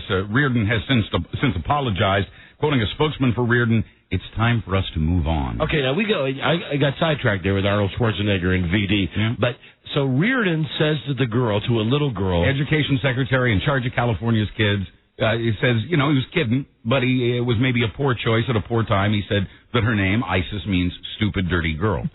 And then he said, well, it's actually Egyptian for goddess. Didn't you really want a kid with a little kid like that? Yeah. Right. Duh. Hey, hold on a second. Get over there to Austria, Arnold, and buy me a kangaroo. What was that again? What did he call it? Stupid, dirty girl. Hey, but what was the translation on that? ISIS. Oh, ISIS. Hey, Beth Ann? Yeah. Maybe you could call your daughter Isis tonight. Oh! Because you said earlier that you love the dog equally as much as your daughter. Okay. See, she won't do that because she would never do that to her dog. Have you rethought that, Beth Ann? Well, as soon as I get out of here, I got to go pick up the dog at the vet. Yeah. Oh, really? Have you talked to your daughter at all today? I did this morning. She's walking home. Yeah. She's picking up the dog, and the daughter will have to hoof it. Well, she called because she was concerned about the dog, and I said, God, it's so expensive. Maybe because of all the expense taking care of the dog, you're starting to change your tune a little bit. No, because then her first thought was, you wouldn't spend that much money on me. And I said, if you were sick, I would have. Yeah. Remember, the conversation with Beth Ann went like this. How's your dog? She told me yesterday her dog was feeling ill. She said, thank you for asking if the dog's doing better. Took him to a good vet. Yeah. My daughter is upset. She has an 18-year-old daughter. Right. Because the daughter said, it appears that you love the dog more than me. And Beth Ann said to the daughter, no, I love you equally. That's right. The dog and the daughter. And she's not backing away from that statement. So now your nickname for the daughter should be... Isis. It should be Jennifer Isis. Jennifer, I like it. Jennifer Isis. Might be an icy weekend in Beth Ann's house, too. She's not even home. Oh. Yeah. She's still walking. These boots are made for walking. Bye, B.A. Bye. Bye-bye. Yeah, as long as the dog's at home. From our Women We Love and Admire department. Where's the peanut butter? American soldier. Well, who doesn't like peanut butter? Yeah, a nice peanut butter sandwich. Hold on. These women. Hello? That's gross. You weren't even supposed to understand that. I did. Okay. She's on thousands of best of tapes that I listen to every day. Okay, there we go. Catching up. All right. Bye-bye. Bye-bye. That's gross. She's funny. From our Women We Love and Admire department, American soldier Lindy England is facing new sex charges today. Oh, this is the dykey girl with the short haircut with the prison thing. This is the dykey girl with the bad eye, with the lazy eye. Right, the first one that was interviewed on 60 Minutes after all the stuff at the prison. Yeah, the remorseless wench. Thank you. Right. This time, the Pentagon says the charges do not involve abusing Iraqis. these new sex charges. Lindy was the private pointing and laughing at an Iraqi's privates in a now famous photo. And Courtney Love had a court date today over charges she hit a woman with a beer bottle. But she skipped the hearing. It's her birthday. The judge promptly boosted Courtney's bail from $55,000 to $150,000. Wow. Every time I see her, she looks like she's just rolled out of the sack and that she's had a couple of drinks. And how is it that she manages to go to court? Is it that the bond keeps getting bigger and the bail keeps getting bigger and bigger and she just pays it and she keeps getting continuances? No, she's going to have to answer for all of this. And like I said, my guess is that because it's her birthday, that's why she just couldn't make it to court on time. Just couldn't make it on time. Because I think the last thing I read about her last week in the newspaper was that she was like 5 hours late for a court date. Yeah, she's done that. And the judge took a few minutes to lecture her. You know, if it was anybody else, they'd be in jail. Probably. You're 5 hours. You're 5 hours late. They go, okay, who's the next name? Right. Go out and get a warrant. Yeah, I think the judge's patience is wearing thin. 2 or 3 more times of this, and she's going to be in some real trouble. I just think really the way she behaves, she probably wants to eventually be with her ex-husband. Every time I see her, I mean, really, it looks like she seriously is going to end up on a slab. Rode hard and put away wet, as they used to say. Courtney Love American style. Baby. And haven't we done this to death? Your tax dollars at work. The government is spending more money to study if TV and video games are bad for kids. $90 million this time. Oh, come on, stop it. Well, $100 million would have sounded too expensive. God. This time they're doing it to see if all the watching and the playing damage the kids' health, their physical health. Please. Does it make them fat? Does it make them violent? Does it make them sexually aggressive? Even the stuffy old Parents Television Council says this is a dumb idea. Quote, just a waste of money. Absolutely. Bully. And you know who has a natural talent for that is Rob's daughter, Julia, the hello girl. Right, yeah. On vacation last week when they were up at the beach with us for a couple of weeks. I had told Julia on more than one occasion, if you want, we can play my Madden game, play the video game. Right. And she had never played I've never given her a video game. A game like that before. I think the only thing she said she may have played like Wheel of Fortune on the computer or something. Right. So and Julia's how old? She will be almost 4. 3.5. Almost 4. So anyway, it's her first time, and I explained to her, okay, now Julia, when they come up to the line, you push the blue button, and that moves the guy. Then you push the green button, it hikes the ball, and then you use this little joystick to move the guy around. And granted, when I was on defense, I had all my guys run backwards, but she started scoring touchdowns. Wow. Right. And at one point, it became not cute. And then you eventually beat her and did a victory dance? Because what I had to do is, she said, oh, touchdown, touchdown, touchdown, Redskins. And like after the third touchdown, when I got sick of saying, oh, you're such a good player, Julie, you're doing so good. Why don't you go with your mommy, play on the beach? I said, let's play one more time. And you won. Now I was picking the plays. Right. So she was the Redskins, I was the Packers, and the play was a handoff to the halfback up the middle. Right. I lined up in a punt block defense. Okay. So I've got 10 guys on the line. Right.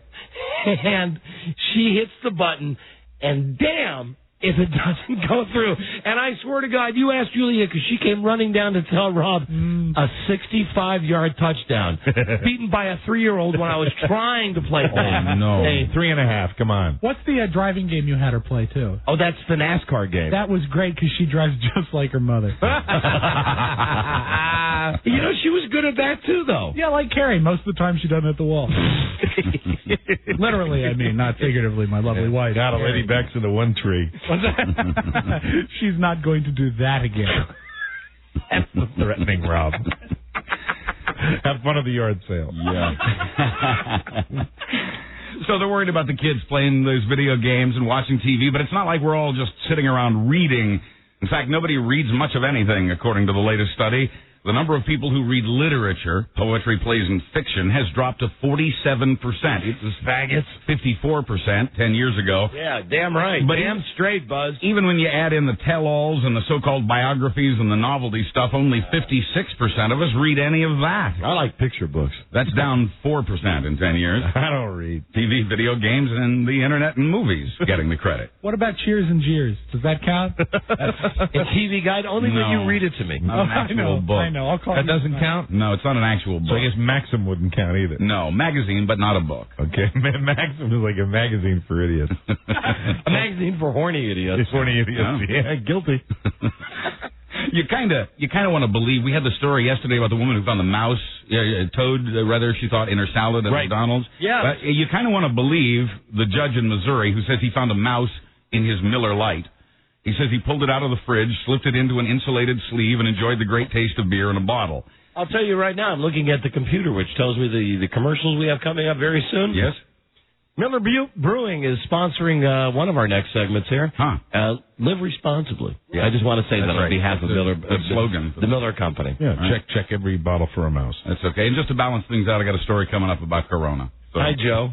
I'd just like to say that there is nothing wrong with Miller Lite. Joe. And Joe is wearing a Miller Lite beverage in the world, and I'm on a mission to eradicate the world of every can of it in my lifetime. Joe is actually wearing a Miller Lite hat today. The weekend's here. Thank you, Joe. The judge says he then filled the bottle with water and drained it into the sink to ready it for recycling. I would believe the judge, Buzz. That's when he says the mouse tail kind of started hanging out of the neck of the bottle. He, too, is unhappy with a lack of response from that company. He says Miller told him to mail them the bottle so they could see if it was really a mouse. As a lawyer, the judge says he knows better than to let go of evidence. The alleged mouse was bottled in Fort Worth, Texas. Mouse makes it taste better. Yes, sirree. Weekend's here. Have a mouse. Here come the judge. El Squeako. Buzz, what's next after the break? Another story about contamination, but not of food, a bed. Oh. I think I might have seen this. Yeah, you might have. Last night on the show that my wife was watching, instead of, caressing me, right? The show that had the dogs that went crazy when you left the house. Right. They also had another one of those great segments where they went into some of the fanciest hotels in the world. Right. Yeah. With the blue light. This might be related to what Buzz has. Definitely. And they were saying, like, in New York, stay at the Plaza, pay $400 a night. Right. And don't delete this out because I'm saying something newsworthy. Mm-hmm. They went into a room in the Plaza Hotel on Primetime 2020 last night. Right. They found urine all over the walls. I mean, like the walls in the room where the bed is. Yeah, well, that Plaza's been around for a long time. I mean, besides, all of the stains that that you're going to find on the bed sheets. Gives new meaning to the phrase upper crust. Buzz, it's contamination. Contamination time. When we come right back. This is the Don and Mike Show. When your kid's trying pot, you have to say something, no matter how they might. The Don and Mike Show. WJFK. I'm sure that was an important message. I'm sure. But we just lost it. This is the Don and Mike Show. Little computer glitch. Gosh, I hate to interrupt. It's all been so incredibly fascinating and entertaining and instructive. Really, the time has just flown by. The Don and Mike. What happened? The Don and Mike Show. What happened? Whoa. What happened? Hey, what happened? Hold on a second. Hey, what happened? Come on, that's my favorite record of all time. The Don and Mike Show. There you go. Best intro ever. Proof that comedy doesn't need to be funny. The Don and Mike Show. She's done an excellent job of proving that. Listen, tonight at 11 o'clock here on WJFK FM, you'll hear Alex Jimenez with his Hideout Show. Alex is the smart one, and J-Dubs is the dumb one. Yeah, but they're both very funny together. Yeah, and they were talking, I guess, the other night on the show about a movie with our new format. I can't get into great detail. We're limited, yeah. But I do want to thank the listener that brought by the copy to Alex of Boobtown. And there it is. It's on the big old school box. Yeah, the old-fashioned kind. Big VHS tape, and there it is right there. VCA Platinum Plus Boobtown. Be kind, please rewind. Yes, Does it mention which core that might be? Because I think there's two versions of Boobtown out there. The soft and the hard. I don't know. If you must say. Core. Don't know. Anyway, thanks. I guess Alex was talking. We had talked about Boobtown at some point. Yeah, jokingly. It's an American classic. Anyway, thank you very much, Alex. It's not too. Oogie that I'm going to take that home and watch that after our listeners watch that. Well, you're going to have a weekend of enjoyable viewing. I am. Yes, I am. Hi, Buzz. Hi, Donna Mike. Hi there. It was the honeymoon for a couple from Virginia Beach, and he slipped between the sheets at Circus in Las Vegas. He says that when he pulled the covers over his face was covered with a stain about 6 inches wide. He says that spot... Oh, this is the story that you teased before we went to break. The spot on the sheets left someone else's human feces on his face. Oh, my God. Quoting him, I was like, what the hell is this smell? He says hotel workers mocked him, thought it was funny. They began to call it the brown room, he says. And so the man is suing the hotel's casino parent company for at least $40,000. I think they're getting off easy. Yeah. They're burning CDs in South Africa. I heard he was S-faced. He was wasted. Imagine that. They'll try not to laugh. He's coming down there and get over. Yeah, try to keep it on his forehead. Yeah. Looks like Ash Wednesday. Oh, God. They're burning CDs in South Africa. No, they're not recording music onto the discs. And no, this is not some kind of protest. Robbers in South Africa have started setting fire to compact discs whenever they go into a place to steal something. The fumes given off by the CDs act as a knockout gas, a gas that could kill a person or leave them permanently damaged. So damn it, kids, don't try this at home. Well, my brother's not listening to this in Wisconsin right now. Wow. And the police in South Africa have confirmed that this works. They've warned citizens to lock their houses to keep out the CD burners. So if you set a CD on fire, it can knock you out or kill you. Apparently so. The plastic gives off fumes that render humans unconscious. In one case, the robbers hit 2 homes and put the husbands in bed with each other's wives while both couples were knocked out by the gas. Wow. Imagine their surprise. Jeez. So wait a minute. So not only did they knock them out and potentially maybe kill them by setting the CDs on fire, but they assured that if they did wake up, they'd think that their husbands were cheating on each other. Exactly. Brilliant. That's low. Pretty nice. Brilliant. A car hit a utility Excuse pole. me, that's low. You're right. What am I saying? Brilliantly low. Brilliant. Thank you, Buzz. A car hit a utility pole in a mailbox in Vineland, New Jersey Monday night around 9:30. The 2 people inside the car were taken to a hospital, and they did not exactly have clean underwear. They hadn't even been wearing their seatbelts because the driver and his passenger were apparently having sex at the time of the crash. Oh my. The 18-year-old woman was found... Good heavens. She was found, she was found on the pavement. Her underwear was still inside the car. They found a little of her hair in the cracks of the windshield. Oh, man. He had no insurance and no pants. What kind of hair was it? His underwear, that hasn't been identified yet. His underwear was around his ankles. A witness reports seeing the woman on top of the driver while they were speeding and laughing. Hey, how about that Carol Crow? Police also found a couple of open bottles of Corona. Yeah, I'm sure they had the radio. Hey, there's your Corona story. Yeah.